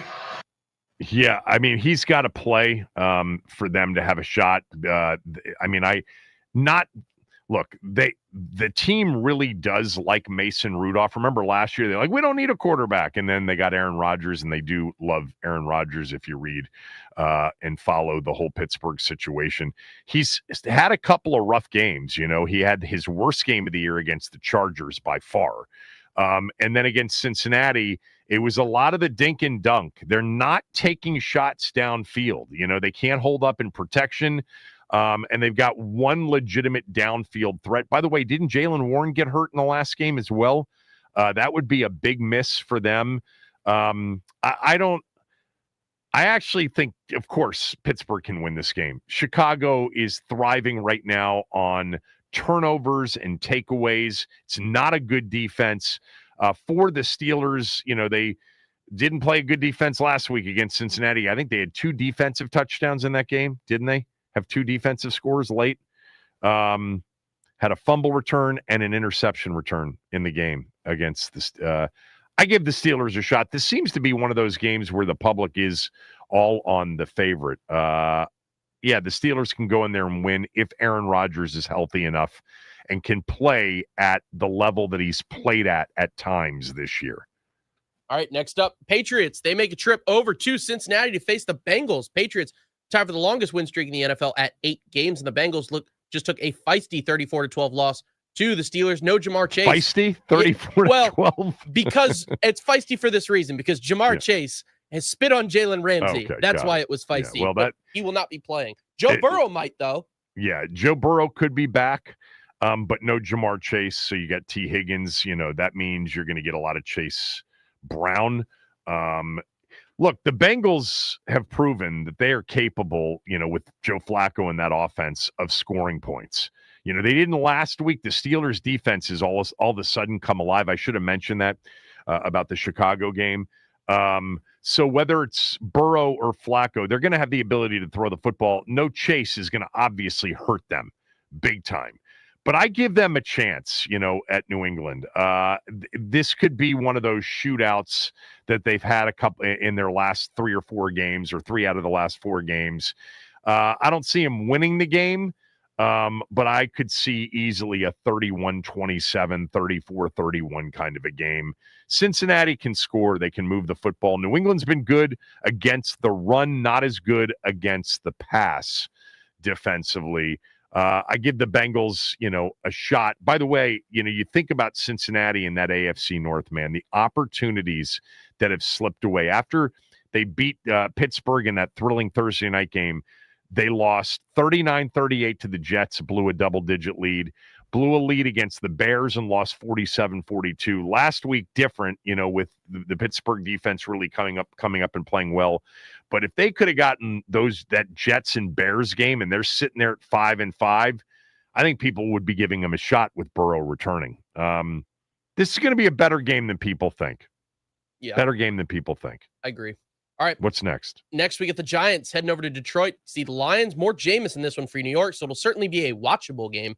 But Detroit enters this one off a Sunday Night Football loss to Philly. They'll certainly be looking to get back on track. Lions by 10.5. Over-under is 50. What do you think, Kev? Lions back on track, or can Jameis eat a W? The Lions have to get back on track here, right? Look, the Giants played very competitively last week against the Packers, had a legitimate shot to win that game, certainly had the big lead against the Bears. They were competitive against the Niners. I mean, the blown lead against the Broncos, man, blowing a big lead or losing in gut-wrenching fashion really does send seasons into a tailspin.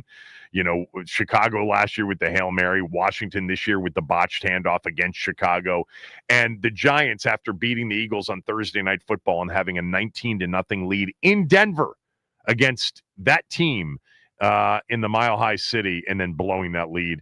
No Jackson Dart. This is a tough stretch. I was looking. They get the Packers last week. They get the Lions and Patriots on the road the next 2 weeks. Detroit wins this game. They get back on track. They need it, after losing last week. Wouldn't surprise me if it's more competitive. These big point spreads in the NFL, it's always best if you're going to play it to play the dog. But Detroit wins this game, obviously. All right, another NFC North matchup. We got the Vikings and the Packers taking each other on at Lambeau. The Pack coming off a 27-20 win over the Giants that ended up being a bit of a battle. On the other side, J.J. McCarthy has been struggling for the Vikings, but he is 2-0 on the road. Packers favored by 6.5. Over-under is 41.5. You think J.J. McCarthy can figure it out, or can Green Bay climb to 7-3-1? I mean, J.J. McCarthy is 5 starts into his career, and he's just been flat out horrible. With that said, I would not base anything I wouldn't declare anything. It's just way, way too small of a sample size. What's been alarming to Vikings fans is that he's not just been bad, he's been so off from an accuracy standpoint. And their star player, Justin Jefferson, who typically keeps his cool, has legitimately gotten frustrated. They're going to give teams trouble defensively. Brian Flores does that. This is one of those rivalry games. I think they got to run the football, man. Minnesota, if they can run the football with Aaron Jones and company, they can hang in there. And by the way, McCarthy's been good in the fourth quarter of a couple of games, including the game last week. Packers need to be more consistent. They got to score points. I mean, they struggled with the Giants. They struggled to score against the Eagles. They struggled and lost at home against the Panthers. This is, you got Chicago sitting there at 7-3. Detroit's probably going to win to get to 7-4. The Packers have to win these games at home where they are going to be solid favorites. I like them at home, but I wouldn't bet this game. Yeah, me neither. All right. Got 2 games left in the 1 p.m. slate. I'll start with the worst of the 2. The Seattle Seahawks head east to take on the Titans. Won't really waste much of your time on this one. Seahawks minus 13. Over-under is 37.5. The Road Warriors Seahawks coming off a loss might feel like an easy lock, but Sam Darnold struggles with pressure in his face, and that's kind of the one thing the Titans can do. What do you think? It is the one thing they can do. It's the one thing they can do is they can pressure and disrupt a little bit defensively. We'll see if Sam Darnold can bounce back off of a 4-pick day. We had Aaron Schatz on, and that's the thing, man, with Daniel Jones and with Sam Darnold, 2 of the teams that really look like 2 of the best 3 or 4 teams in the NFL. Do you really trust them? Seattle's defense, people, is so good that they turned it over 4 times in the game. By the way, I think Darnold also had a fumble that they actually didn't lose. But 4 turnovers against a team like the Rams, and they still had a 61-yard field goal to win the game at the end. Seattle's legit good. This is obviously a bounce-back spot against a terrible team on the road. But yeah, can you imagine if Darnold throws another 2 picks they win 23-16 or something like that? People will be worried. Oh, yeah. All right, last one. Highlight of the 1 p.m. slate. Nance Romo on the call. Hello, friends. It's the 8-2 Colts heading down to Kansas City to face the 5-5 Chiefs. A must-win game for Kansas City. And honestly, as far as they're concerned, I think the playoffs kind of start now. On the other side, Dimes and the Colts look to continue their dominance after a restful bye week and stack as many wins as they can, facing a rough schedule to close out the season. Chiefs favored by 3.5. Over-under is 49.5. What do you got, Kev? This is a big one. Such a big game. And you've got such a capable team in Indianapolis. We've already seen, Indianapolis play well, going on the road and scoring. The 2 games they lost. They lost to the Rams in a game in which they really had a chance to win at SoFi early in the season, and they lost to the Steelers with Daniel Jones turning the ball over a lot. He turned the ball over against Atlanta in Berlin, and they got, they won in overtime. I mean, part of that is the opponent. I think this is a huge spot for Daniel Jones. He can't beat him, but he also can't get conservative. We've seen Daniel Jones lose confidence, and it's not a pretty sight when he loses confidence and he becomes afraid of turning the ball over. And then all of a sudden he's eating it and he's getting sacked. The Chiefs have to step up defensively. It's Chris Jones's time of year. It's Rashee Rice has to come up a little bit bigger. They've got to protect Mahomes. They've got to run the football a little bit more. They have the capability of it. Now, I read something earlier this week where Andy Reid said, don't look at the imbalance of pass to run, because I think it was 46-14 last week, pass to run. He said, 15 of those plays are RPOs. So it's the quarterback's decision. They're called runs, but he can pull it and throw it. And he said 15 or so of those plays were RPOs. So they intended to run the football, but when you see a loaded box and you have a chance to get the ball out quickly, that's where the game has changed a lot. They view those as kind of run extensions. But the Chiefs, this isn't their season, per se, but they've got the Cowboys on the road, the Texans, the Chargers, the Broncos left. I'm going to think that you got to get to 10-7 at the very least. So if they lose this game, maybe they have one more loss available, and that's it. Feels big, though, especially after they've lost 2 in a row against Buffalo and Denver. I like the Chiefs on Sunday, but I can't wait to watch this game. Me neither. You want to hit a break here, or we can get we'll hit a break and come back for the 4 o'clocks. Ben will join us at 12. I've got our smell test picks next hour as well. Kevin Sheehan Show, the Team 980 and the team980.com.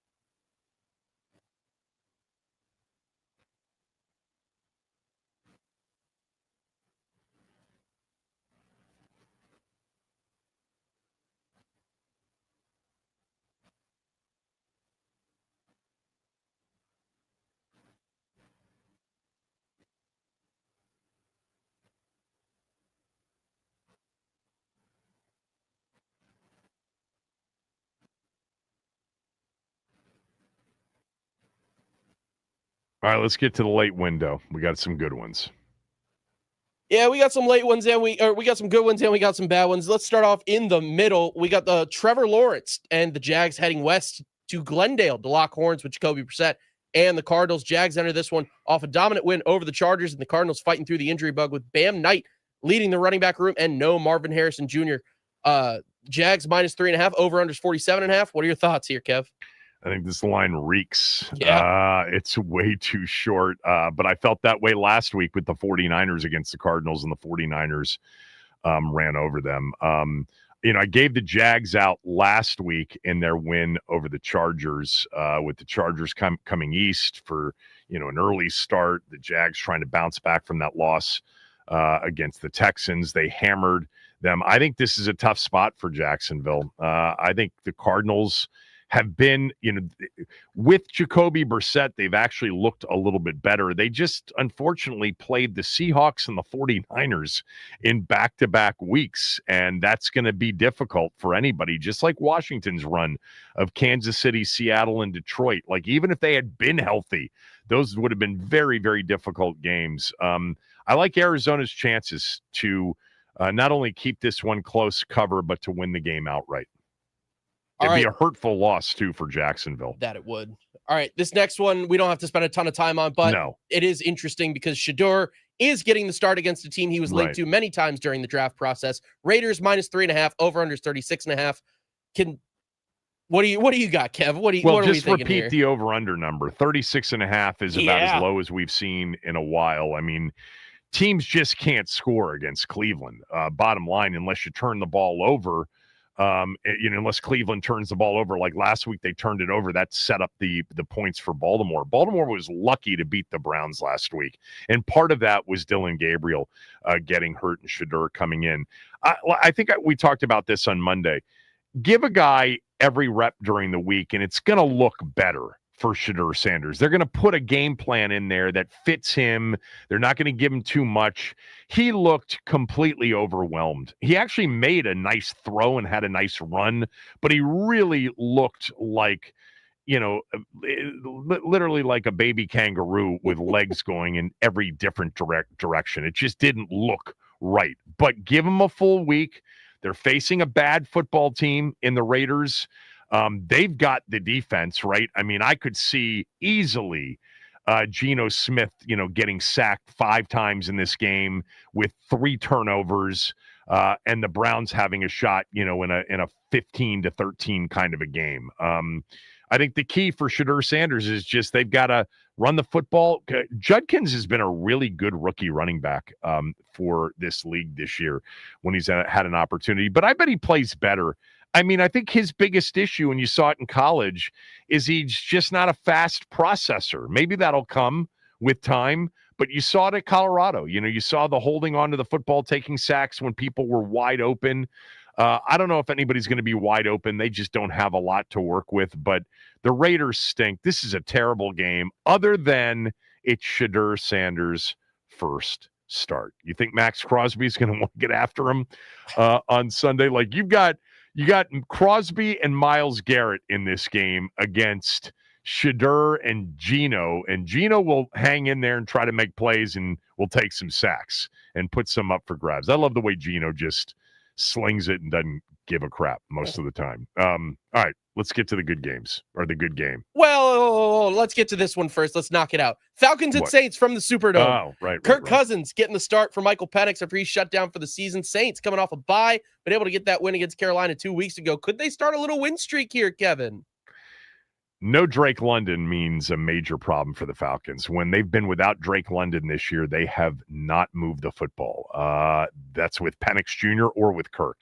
London didn't play in that game against in their loss against Miami when Kirk got the start on short notice. Drake London's turned into a star receiver in this league. I don't think people are paying attention to it, and he is like a major cog in that offense. They've been terrible without him. I think this is a tough spot for the Falcons. I really do. You have to be able to run the football, and if you don't have receivers, we've seen it here. He's going to be throwing to guys like David Sills. No one's ever heard of him. Hopefully he's got Mooney out there. Mooney was a favorite of his last year. But they really are limited in their pass catching ability without Drake London. That means teams load the box. New Orleans is a top 10-ish kind of defense this year, even though they've clearly struggled on offense. Let's see where they are DVOA wise defensively. New Orleans. Yeah, they're okay. So they're 19th right now defensively. Some of the traditional numbers have them closer to top 10. Part of that is just their offense can't stay on the field, even with Tyler Shuck. Bijan Robinson and they're gonna have to rush for 150 to win that game. I think this is a bad return spot for Kirk. Although, like I told all of you guys, I know you box score readers, he actually threw the ball very well coming in relief last week. There were 3 to 4 flat out drops in the game that really hurt their ability to put the Panthers away.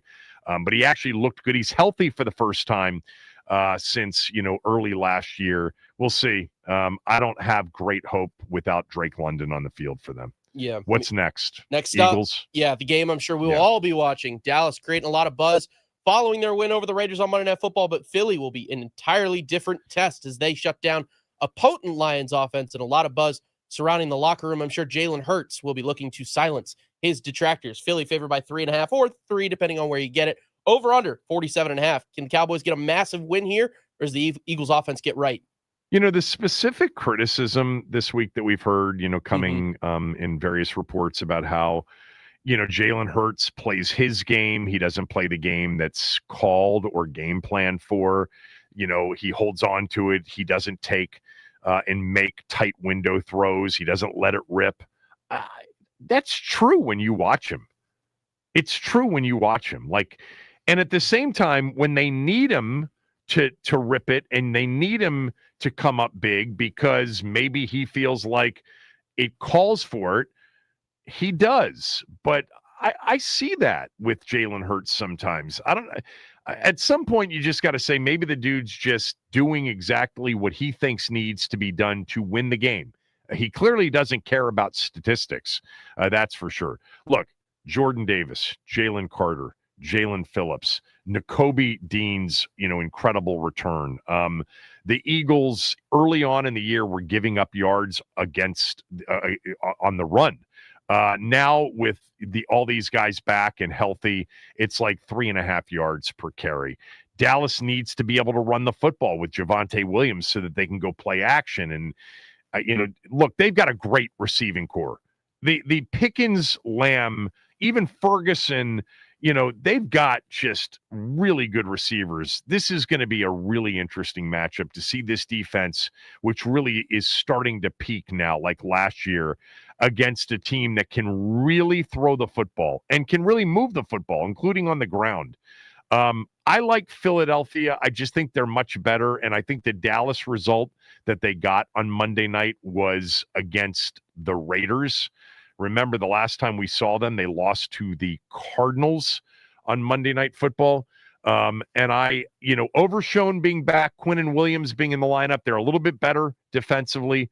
I think I like the Eagles to win this game, but it's going to be a hard-fought game. Like, I would not be surprised to see the winning team have less than 20, even though Dallas can really score. All right. Another massive NFC matchup this time to close out the day. The Bucs head west. Yeah, good game. Take on the Rams. Bucs suffered a 12-point loss to the Bills that looked very winnable for them, while the Rams just dominated Sam Darnold and the Seahawks. Bucky Irving going to be on the shelf and Godwin as well. So it's more Sean Tucker time for Tampa. Rams favored by 6.5 points. Over under is 49.5. The Rams just continue to dominate the NFC here, Kevin. I love Sean Tucker, man. Love him. He's really good. What's the issue with Bucky Irving? It's like a shoulder and a foot. And then, but I mean, I thought I read yesterday that there's a chance he's done. Yeah, so Mike Florio said something to Chris Sims about something. I have to tell you off air because it's not out there yet, blah, blah, blah. So there might be some more to it, but I'm not entirely certain what that is. So, yeah, Bucky Irving, there's a chance he's done for the year, but we still don't really know. We have no official word or anything like that. It's just a lot of speculation at this point. So the Buccaneers are a half game ahead of the Panthers in the NFC South. They've lost 3 out of their last 4 games, but against the Lions, Patriots, and Bills. And like you said, they've been in all 3 of these games. Even that Lions game, which ended up being a double-digit score, it was actually a tightly contested game. They got to start winning some games. Now they do have Cardinals, Saints, Falcons, and they have the Panthers twice at the end of the year with the Dolphins in between. But they got to get back to feeling right. I think Tampa goes in there, and this is a really hard-fought game. The Rams just faced one of those teams where after you face the Seahawks, after you face Denver, after you face Houston, it's not easy to recover after those games. I give Tampa a decent shot of going in there and potentially winning the game. Real quickly, very early this morning, I just happened to have had the friend of mine text me this story written by Greg Auman, who covers the Buccaneers for The Athletic, I believe. It's the story of 3 years ago this week when Baker Mayfield signed with the Rams after being cut by the Panthers. He arrived on a Tuesday night and he played 2 nights later against the Raiders on Thursday Night Football, and he led the Rams to a 17-16 come from behind win. It was literally the stories detail from all those that were there, Sean McVay, Liam Cohen, Zach Robinson, all the people within the Rams organization, for a guy to come in and then 48 hours later to have enough plays to be able to call the plays to do it. Baker Mayfield apparently is, number one, very smart, number two, an incredible leader. But all of them point to that night as the night that saved Baker Mayfield's career. It was going nowhere. It's amazing, hooking up with Shanahan or Sean McVay or any of these guys, Kevin O'Connell, what it does for quarterbacks, even though it was just a few games towards the end of that year. But it's a great story. If you are an Athletic subscriber like I am, I urge you to read it. It's just a wild 48 hours and then an incredible moments during the game where he picked up on stuff that they didn't even think he'd be able to pick up on. I like Baker Mayfield and the Buccaneers to bounce back here and give the Rams a close game. I would take the points. All right, Ben Standing next.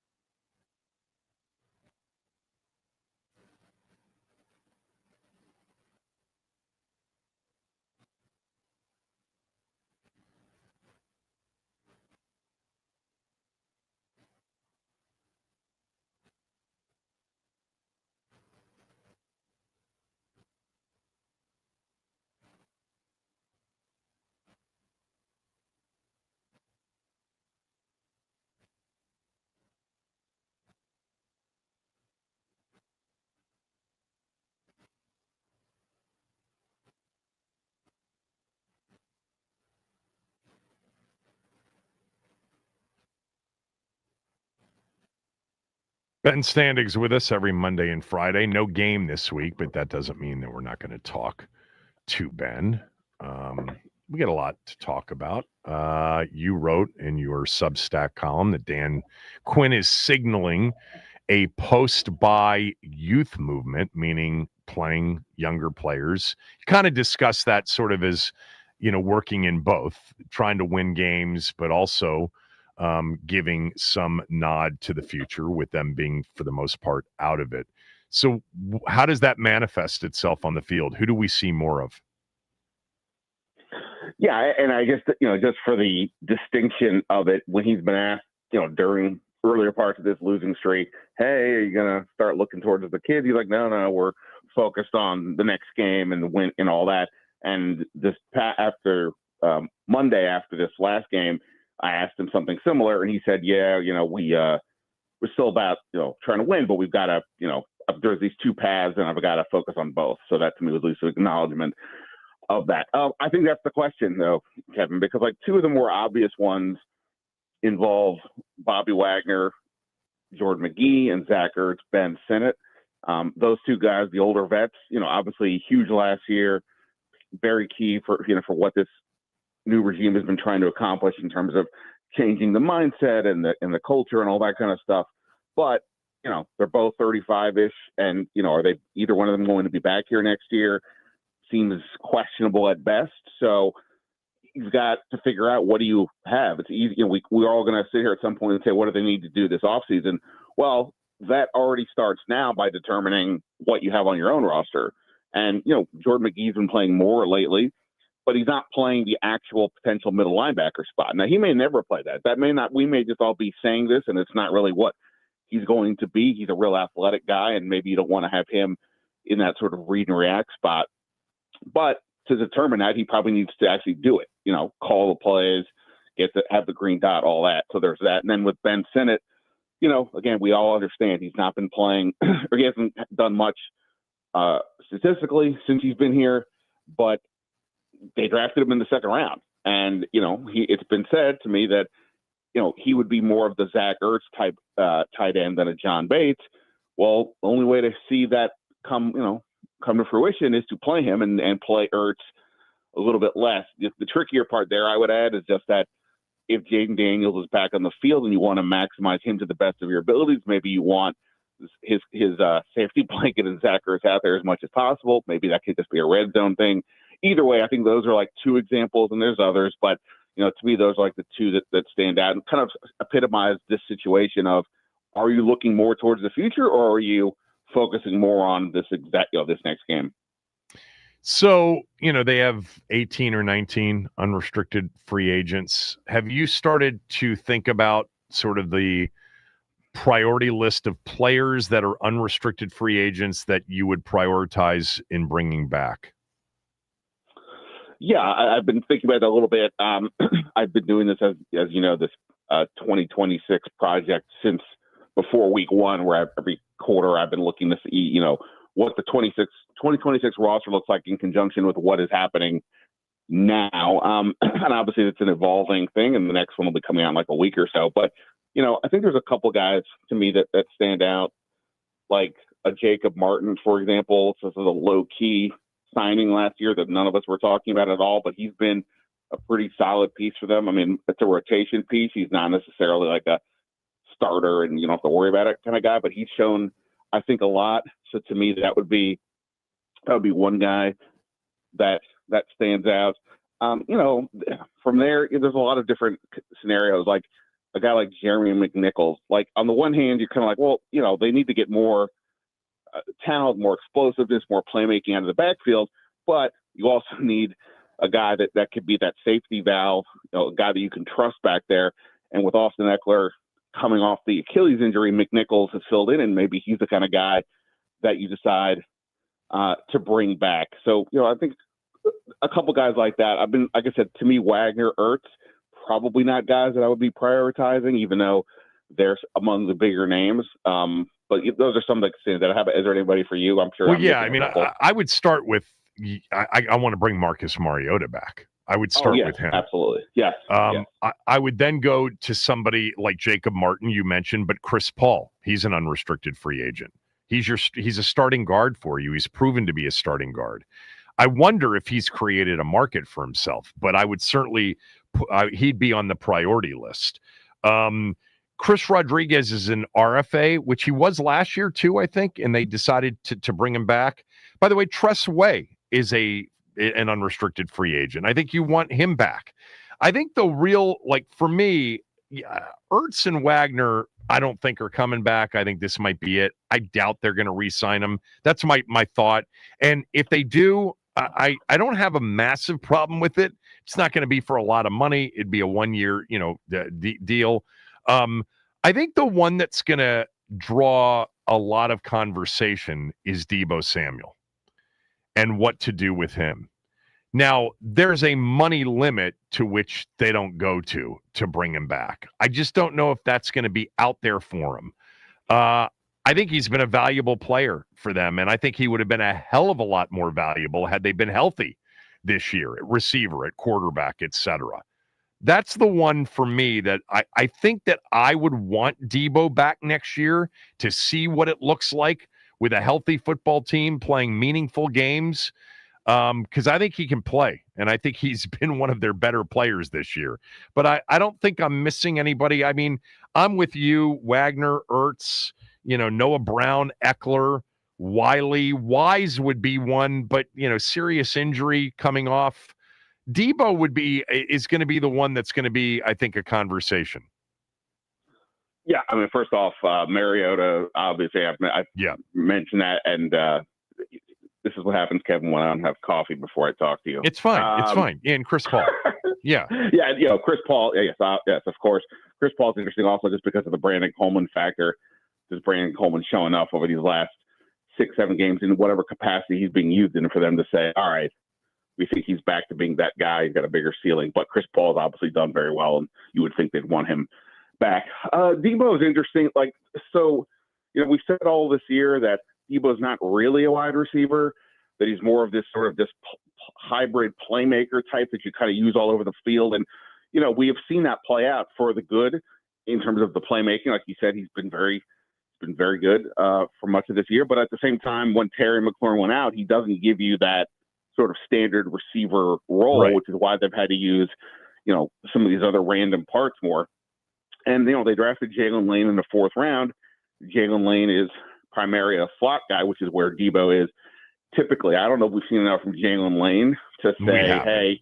We haven't, right? We've seen him as a punt returner, which was their first, priority when they drafted him. We haven't seen anything. It's early, totally too early, but at this point, just a guy. Maybe not even as a receiver. Right. But again, to the point of not that Deebo lines up in the slot all the time, but he's there a lot. And that's where you see Jaylen Lane playing, which is what they have said, sort of what I said before with the Jordan McGee and Ben Sinnott. How do you know unless the guy's in the way? So I don't know what their evaluation is truly. I guess what I think with Deebo would probably be, right, money is going to matter, but whatever the money is going to be, right, somewhere between 10 to 20 million, I would imagine, for at least 1 year. Yeah, he was at 17 this year or whatever it was. Yeah. Right. Do you want to spend that kind of money on the very good but sort of gadget as opposed to something that's more tangible, play in and play out to a degree? I think that to me would be the question. If they say draft a receiver, let's just say in the 1st round, for argument's sake, that a speed guy, then maybe having Deebo in the slot kind of works because you have the cheap contracts over here and a speed threat to go with Terry and Deebo. But if somehow you decided to get a different receiver, then I'm not going to spend on, if you're going to pay for another receiver to give you that outside speed that they've lacked all year, I'm not paying for 3 guys. So that to me is probably the question there. I'd probably lean towards no as of today, but I would say look at Deebo's career. It is the definition of an every other year kind of career. Yeah. I don't know why that is, but if this is the uptick, then be concerned. I guess it really didn't have a chance to be a true uptick. That's what we missed out on maybe the legitimate uptick, but it was hard for anything like that to happen offensively. By the way, I wouldn't do it at the exclusion of adding another receiver. I think they have to add a true number 2, or somebody even greater than that has the potential to be an eventual number 1, whether that's through the draft or free agency. I think also big decision is coming on. Well, you've got to extend, right? You have to extend Tunsil this offseason. Have to do that, right? You can't let him go to 2027. The age for that position, nobody fears. There are just so few out there that can do what he does. It really is one of those positions where there are 8 or 9 guys that can really do it at the level that you need him to do it at, and he's one of those guys. So you've got to extend him in this offseason. Yeah, I would agree. It's almost assuredly they're going to let Marshawn Lattimore go out of the last year of his definitely. deal. There's no guaranteed money, but that takes $18 million or so off the books. So, you're saving some money there. And I think with Tunsil, what you said, if you don't care about the sunk cost aspect of it, cool. But obviously we're going to be talking all this offseason about the second and the fourth they don't have because of him. So, yeah, I agree. I think generally speaking, they're going to have to figure out a way to keep him. That'll be interesting. He's his own agent. So, see how that goes. But yeah, no, I agree with you there. To me, that's a given. What they traded for him, the way he's performed and made them look good for the trade, the difficulty of finding a replacement at that position, you traded for him with the expectation that you were going to have to pay him, and paying him doesn't wait until he becomes an unrestricted free agent. It happens well in advance of that. You're going to save a lot of money with Lattimore by cutting him loose. I think I figured, based on Spot Rack, it was like $19 million. I think Luvu, by the way, is another conversation. I think that I like Frankie Luvu. I think, when you lose what they lost defensively up front, I don't know how you evaluate anything else. Frankie Luvu is a good player. And he would be, I think, a pretty attractive free agent going into 2027 if you don't sign him, in this upcoming offseason. Yeah, when we talk about, we sort of flippantly discuss at times, cut so-and-so because for the cap savings and things like that. And all that is, typically a fair conversation. But you also have to factor in that you're no longer going to have that player on the team. Right. Right. I mean, Deron Payne being an obvious guy here, whatever you think, he's obviously a very solid player, sometimes better than that, but you take him off and then what? Johnny Newton hasn't exactly stood out. That's another guy in terms of the younger players. The fact that he played basically the same amount of snaps as Eddie Goldman this last game without Payne, to me, is a little disturbing or possibly a sign of what they think of him. But yeah, if you take Luvu off the field or you don't re-sign him, then make sure he's here longer term, then you have to go ahead and replace him. And right now, what do we say with this team? Depth is the problem. They don't have a lot of guys. That's why it's easier to say with Wagner and Ertz, okay, there seems to be at least some potential contingency plan there, but we haven't seen it yet. So yeah, I'm with you on those guys for sure. And I think with going back to Tunsil, and I guess to some degree with Debo, if we assume that Jayden Daniels is healthy for week 1 and Terry McLaurin is around and all that, like the offense is, as we've discussed before, it's not that far removed from being, potentially where it was last year. The offensive line's set. You've got McLaurin. Obviously they got to get more speed on offense, but they do. That's I'm not saying that's necessarily easy, but that's a relatively easier. That's fine to have. The defense is where the bigger problems are. And if you start taking people off like Lattimore, like Deron Payne, cool, so you're saving money. But again, now you have bigger holes. And if you keep doing that with, whether it's a Luvu or someone else, then what are you doing? So at some point you can't just let everybody go. You have to figure out, which guys you want to keep. And Luvu would seemingly be one of those guys, like you said.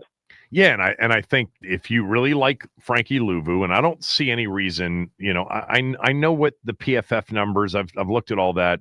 There's been nobody in front of him, okay? I mean, they have had no defensive ends the entire season.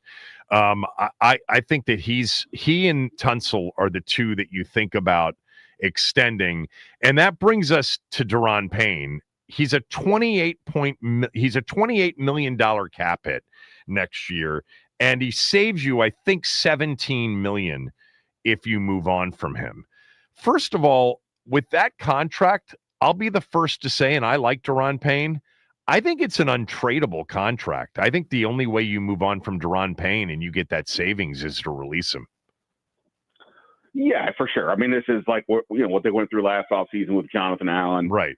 It's basically the exact same scenario. So, yes, I think with Deron Payne, it's a cut and move on if that's the direction they want to go in. The other direction would be restructure the deal, add on another year or so for him and lower the cap hit numbers and all those kinds of things. But that seems, that doesn't seem terribly likely to me at the moment, unless, again, as I just said, like, who's replacing him, right? I mean, Javon Kinlaw, Cole, but that's the other tackle. And then what? Johnny Newton, again, if he doesn't develop more over the course of the season here, who would be the obvious replacement? The answer would be potentially nobody.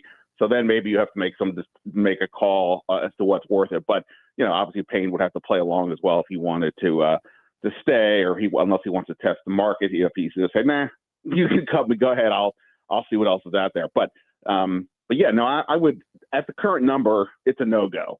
They have to either restructure or just move on. Everything, like, I'm looking at my list here because I prepped for this conversation with you.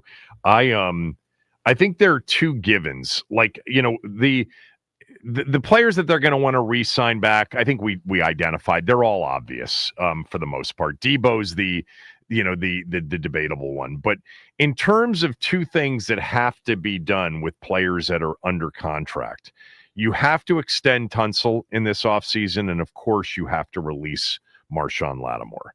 Like, those two things seem to me like they're like 100% givens. Yeah, no, for sure. I don't see.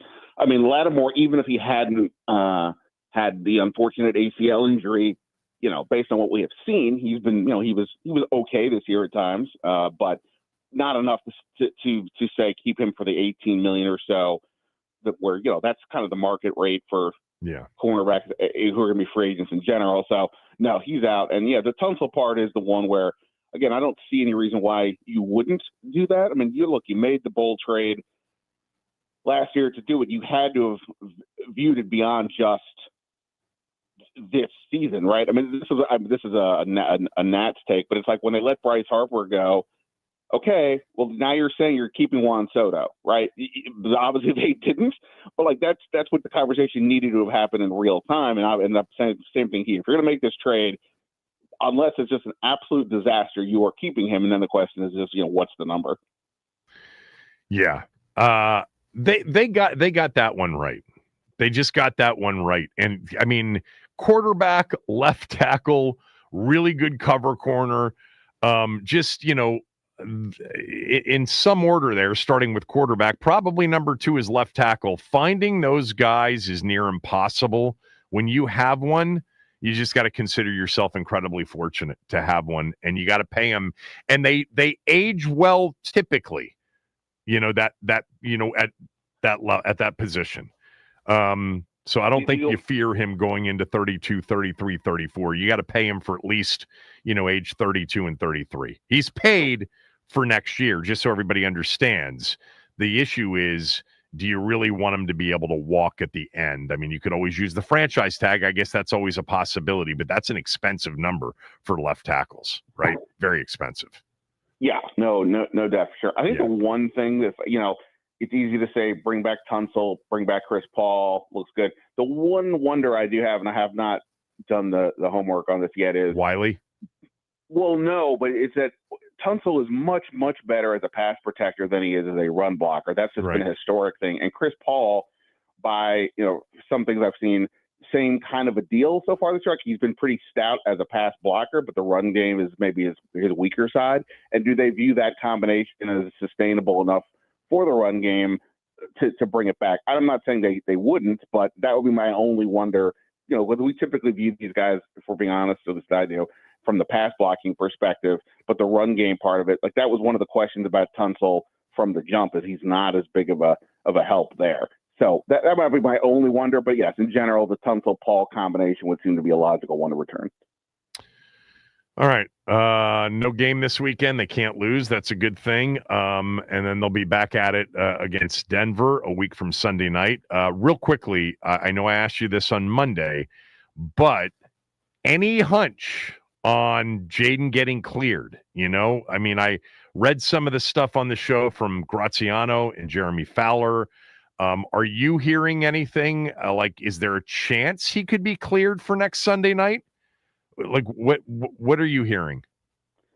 Boy, that seems just incredibly implausible. Let's just say this: if that happens, I don't want to hear the phrase "we're not going to skip a step with injury recovery" anymore, because all the medical people that I had talked to, we're saying that even if there's no ligament damage, it's probably like a month to. But that would be a month, right? Is that would that be a month? I mean, Seattle, then Detroit 2, bye week 3. It would be for the 4th week from the injury. Fair enough. I still would think that's way early. And that's just my guess. I'm still of the general opinion that he that just because they hadn't put him on IR yet doesn't mean he won't eventually get there. They may not, but I kind of really view it. Well, I've just been kind of viewing this period as they're waiting and seeing. Like if you put him on IR at the time of the injury, now you're locked into this scenario and whatever. Versus like, all right, well, let's just wait it out. Let's just see what's going on. The unfortunate part is we don't have a lot of medical information here because they're not giving us anything. So we're having to guess as to what the doctors see or don't see. But yeah, I mean, I haven't thought it was a lock that he would be back. I know we've had the discussion that if he does come back, do you play him? And I think we're on the same page. You were kind enough to come on my podcast this week, and we discussed some of this. So, if there's 3 or 4 games to go and they say he's cleared, go for it, then cool. But yeah, I would be, I guess, still surprised if Denver is a real option. Yeah, but maybe the following week against Minnesota. We'll see. I hope he's cleared. I hope he's healthy, and I hope it coincides with getting a lot of the other guys back as well. I'd like to see it for 5 games, 4 games, worst case. I mean, I know you would too. Just for us, I would say, just for us, for selfish reasons, like these last games are going to be a complete slog if he's not back out there to discuss because it's nothing. It's hard to look at what you're seeing and then have any real meaning. The defense is already missing too many guys for it to be a huge indication of what the future might be. But on offense, it's impossible if he's not on the field. So, he needs to be out there for our purposes. Don't rush him for health, but for our conversation purposes, it would be huge. I think when all is said and done, this is a near impossible season to evaluate in terms of players or position groups. You can evaluate the kicker. They apparently did and moved on from him. Unless you've had, a guy that you thought was going to be a player and he's been inactive all year. We thought that about Coleman for a while. Or to your point, and it's a really good one, why isn't the snap count increased with Johnny Newton?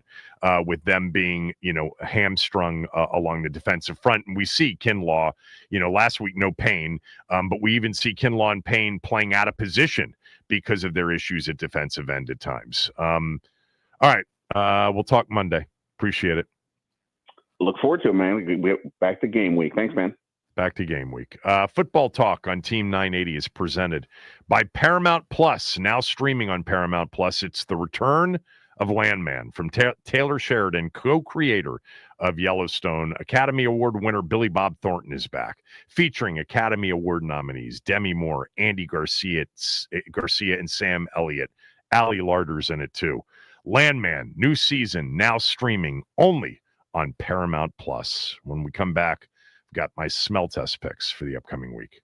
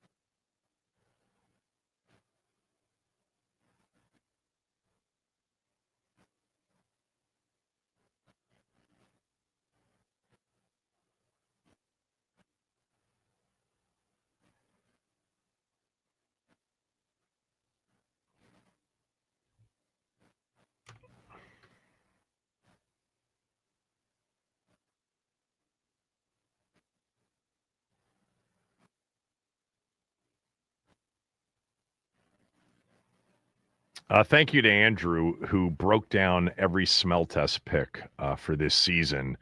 But Andrew, your numbers aren't anywhere near correct. Andrew had me at 97, 34, and 2. That would be quite the trick. I'd take it. I really would. But the actual record is still obscene, understood, at 81, 47, and 9. He broke it down, college, NFL, and once he gave me the overall number, I knew it was a bit off. But I thank you for the effort, Andrew, and I thank all of you for some of the kind words you have put out, including getting this from, where is it? Whit. Was it Whit who wrote me? I lost it already. Here it is from Patrick. Patrick listens to Jay Gruden with me, and Jay's hit 5 out of his last 6. And he said, Kevin, I'm the Patrick who gambled with you at the Wynn over the summer. I remember, Patrick. We hung out, we drank beers, we sat at a blackjack table together with a few others for about 4 or 5 hours. He writes, you should know better. You and Jay should stop giving out your picks free on the show. Well, I've always given them out free on the show. If I have this right, the two of you together are around 68%. No, I'm at 63.5%. Jay's not at 70+%. He said that's an obscene winning percentage. With all that said, I am fading both of you starting this week. Yeah, I've been asking you guys to fade me for weeks. I'm doing it now because it's superstition. You know, if I tell you fade me, maybe I'll be wrong. It's the contrarian fade shout out. Yeah, this has been an obscene year. Anybody that tells you they hit, over a 12-week period at 63.5%, most of those people are just lying. And the fact that I haven't had one losing week at any point this season is the best year I've had. Now, my overall percentage right now at 63.5%. I've been at 64% on two different seasons out of the 19 that I did coming into this season. But the fact that I haven't had one weekend in which I've given out more losers than winners is really yeah, I don't know how I'm doing it, honestly. It's been a great year for contrarian bettors, a phenomenal year. But there's a lot of year left. Only 2 regular season college football weeks, but obviously a lot left in the NFL. 5-2-1 last weekend to get the record to 81, 47, and 9 on the year. So that is plus 34. Over 500. All right, let's start with Saturday. Last night, and I talked about it on the show, I did not give out Houston, even though most of you thought I was going to give out Houston. Many of you also thought I'd give out the under. I liked both Houston and the under. I didn't give out Houston because some of the information that I get that goes with just sort of the, public stuff was there was a lot of mixed super sharp money on both sides. So I typically will steer clear of those. I like the public to be on one side, sharps to be on the other, and then a little bit more that I don't share with you that goes into some of these games. But yeah, I personally played Houston last night plus the points, and I played the under last night, which worked out. And I think, did I mention this on the show yesterday? I don't know if I mentioned this or not, but last night, Louisiana was a short dog against Arkansas State. I had them too, and they won. I feel badly not giving those out. They've been working too. Even the leans, everything's been working this year. It's got to go poorly the rest of the way. Has to. All right, let's go to tomorrow, where Louisville is catching right now a pretty short number on the road against SMU. They're catching 3. SMU's 7-3. I've been kind of on the right sides of the Louisville games. I had Clemson last Friday night. Clemson got it done. That was a bit lucky if you watch that game. Louisville's lost 2 in a row now. SMU's been rolling here recently. And SMU's at home where they have played very well this year. They're laying what's perceived to be by the public a short number at 3. So give me Louisville and Miller Moss and company plus the 3 points. So a team that maybe some of you aren't paying attention to who's been playing very well is UConn. UConn's 8-3 on the season. They beat Duke a few weeks ago. They've got wins, over, not a lot of great teams necessarily, but they beat a game Air Force team last week, 26-16. UConn's going bowling. They've got a good team this year. They are 8-3, and they're matched up against Florida Atlantic, who has lost 3 out of their last 4 games, and the number is very short. This feels like it should be an 8, 9, 10-point line at 7. I'll take Florida Atlantic plus the 7. So Georgia Tech has a massive, game. If they win, they clinch a spot in the ACC title game, and they are playing at home against a Pitt team that got run last week by Notre Dame 37-15. Pitt's good, though. Georgia Tech, they've struggled. They cannot stop anybody. This game's going to have big-time points involved in it. But the line itself is begging you to play Georgia Tech at -2.5, -3. I see some 3s out there. I'll take Pitt plus the 3 in this particular game. The total's at 62 and climbing. I mean, this has something like, 38-35 written all over it. Let's stay in, the ACC, to talk about the big game, Stanford and Cal. This is, a long-time rivalry. Stanford stinks, man. They are flat out horrible this year. They have lost 3 in a row, 4 out of their last 5. Cal, meantime, upset Louisville in their last game. And in this rivalry game, Cal is laying 3 points. I'll take Stanford, although I'm seeing a bunch of 3s and 3.5s. Let me see if I can give myself 3.5 here in this game. I see more 3.5s right now. I'll take Stanford plus the 3.5 against Cal. Big game in the Big 12 for BYU. Coming off that loss, BYU is on the road at Cincinnati for a big Saturday night game. BYU beat TCU last week. That was one of my losers, but they're 2 weeks removed from being manhandled by Texas Tech. Cincinnati looked great all year, and they've lost 2 in a row to Utah and to Arizona. This line right now at 3, I'll take Cincinnati plus the 3 at home against BYU. And then for whatever reason, the bookmakers and the odds makers like Colorado. I don't know why they like Colorado. The 3-7 Buffs are playing at home against 7-3 Arizona State. I gave Colorado out a couple of weeks ago against West Virginia at 6.5, and they didn't get it done. They should have, though. They were pretty close in that game. And again, this line is short. Arizona State in Boulder laying 7. I'll take Colorado. Let's go to Sunday for the NFL picks. It starts with the 2 New York teams who are 2 of the biggest anti-public sides on the board. The Jets getting 14 now at Baltimore. Give me them and Tyrod Taylor. And the Giants getting 13 at Detroit. I'll take the Giants. I mean, those are 2 of the heavily bet public teams on Sunday, Baltimore and Detroit. As are the New England Patriots, who are now laying 7 against Cincinnati. No Jamar Chase. I'll take the Bengals in that one. The game I said last week I liked the most didn't even come close. The Cardinals getting a short number against the 49ers. They got blown out. After Jacksonville's blowout last week against the Chargers and Arizona's loss to the 49ers, the fact that Jacksonville's laying 3 has the public backing the Jags. I'll take the Cardinals plus 3. There is some super sharp money on Arizona as well. The Jags just have not been a very consistent team.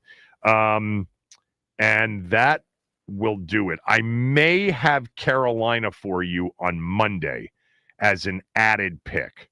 But I got to wait for more information on that one. The Panthers are getting 7 in Santa Clara for the Monday night game against the 49ers. I kind of like Dallas a little bit, but I'm staying off that. All right, so here we go. Louisville +3 at SMU. Florida Atlantic +7 against UConn. Pitt +3 at Georgia Tech. Stanford +3.5 against Cal. Cincinnati +3 against BYU. And Colorado +7 against Arizona State on Saturday. On Sunday, the Jets +14 at Baltimore. The Giants +13 at Detroit. The Bengals +7 against the Patriots. The Cardinals +3 against Jacksonville. And the Monday night game I'm going to hold off on until Monday. I'll give you an answer as to whether or not the Panthers get added to the list during Monday's show. So there you go. Good luck. Be careful. Tread lightly, because there's no way this can continue. Washington, according to one of our local beat reporters, is going to play another game next year that will be one of the few. I'll explain what I mean when we come back. Kevin Sheehan Show, the Team 980 and the team980.com.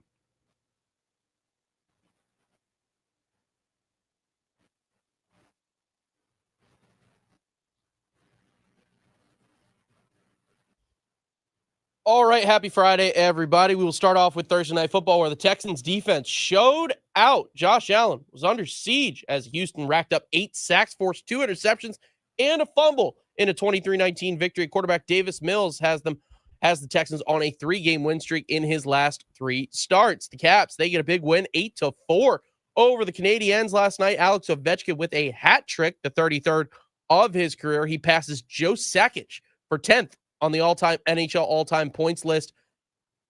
Plus, according to Nikki Javala, the Washington Commanders will be the designated team for an international game in 2026. The city is to be determined, but the Commanders will be making a trip overseas in 2026 and will likely be listed as the home team. This update is sponsored by the Team 980 YouTube page. Just open the app, type in the Team 980, hit subscribe. Kevin Sheehan is live every day from 10 to 1. You can catch Denton's office throughout all of football season. Don't forget to hit the like button whenever you do decide to join us, and turn on notifications to stay up to date on all things DC sports. And that is what's trending.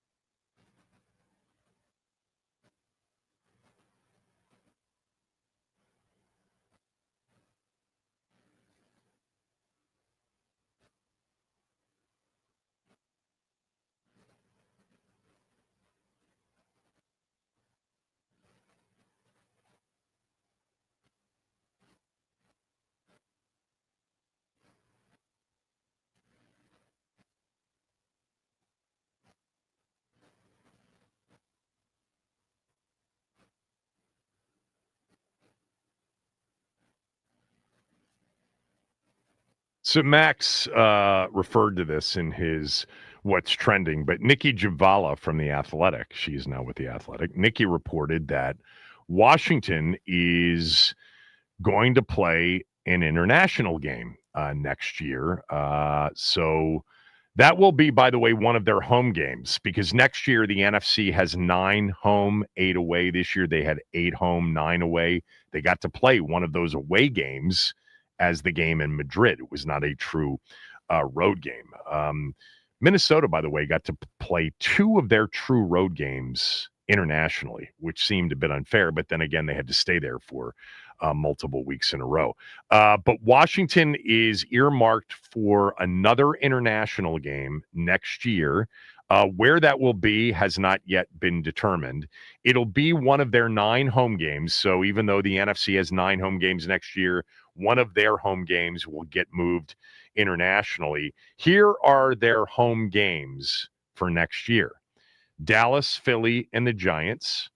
The Rams they have at home next year. They play the NFC West, the entire division. And the 2 best teams in the NFC West, I think, the Rams and Seattle, they both get in Landover next year. They also play the AFC South next year, and they play Houston and Indianapolis at home next year. Jacksonville and the Titans on the road. So I'm looking at their home games, and then they'll play the NFC South team that finishes in their place, which is going to be 3rd, more likely than not. Could be last place. They could finish in last place. Haven't even thought about that, right? Like right now, they are 3-8, and the Giants are 2-9.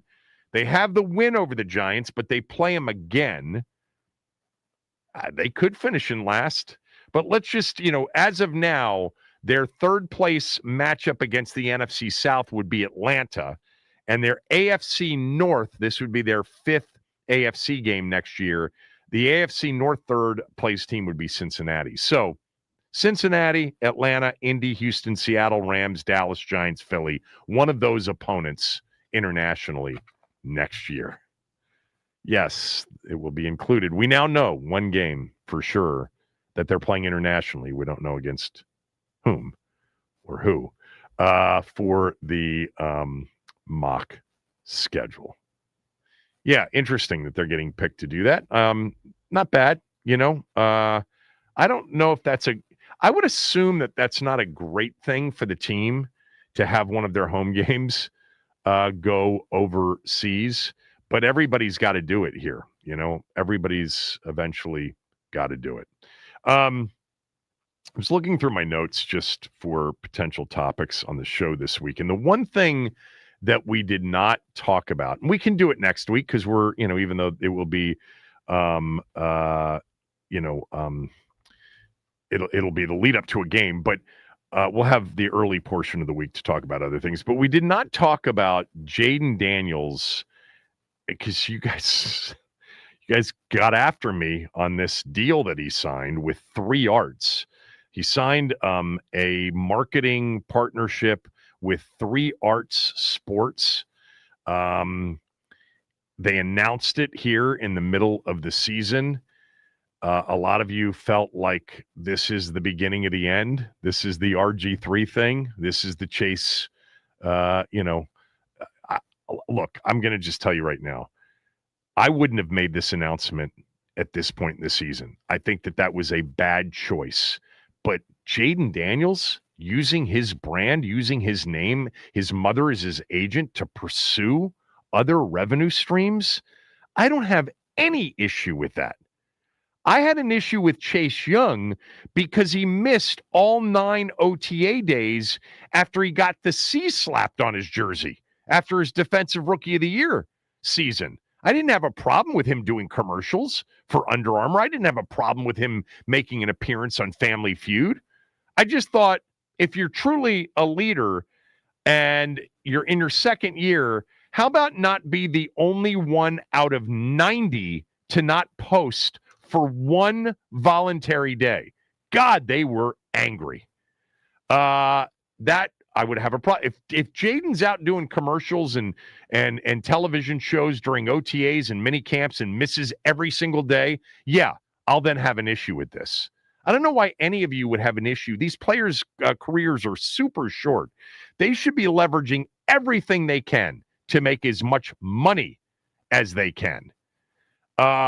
It's when it impacts their actual number one reason for professionally being, and that is playing football, then I have a problem with that. There is no indication that this is going to be a problem. And I think we know more about Jayden Daniels, even in a year and a half, personality-wise, that it's not really a good match with what we had, in 2012, 2013, and beyond.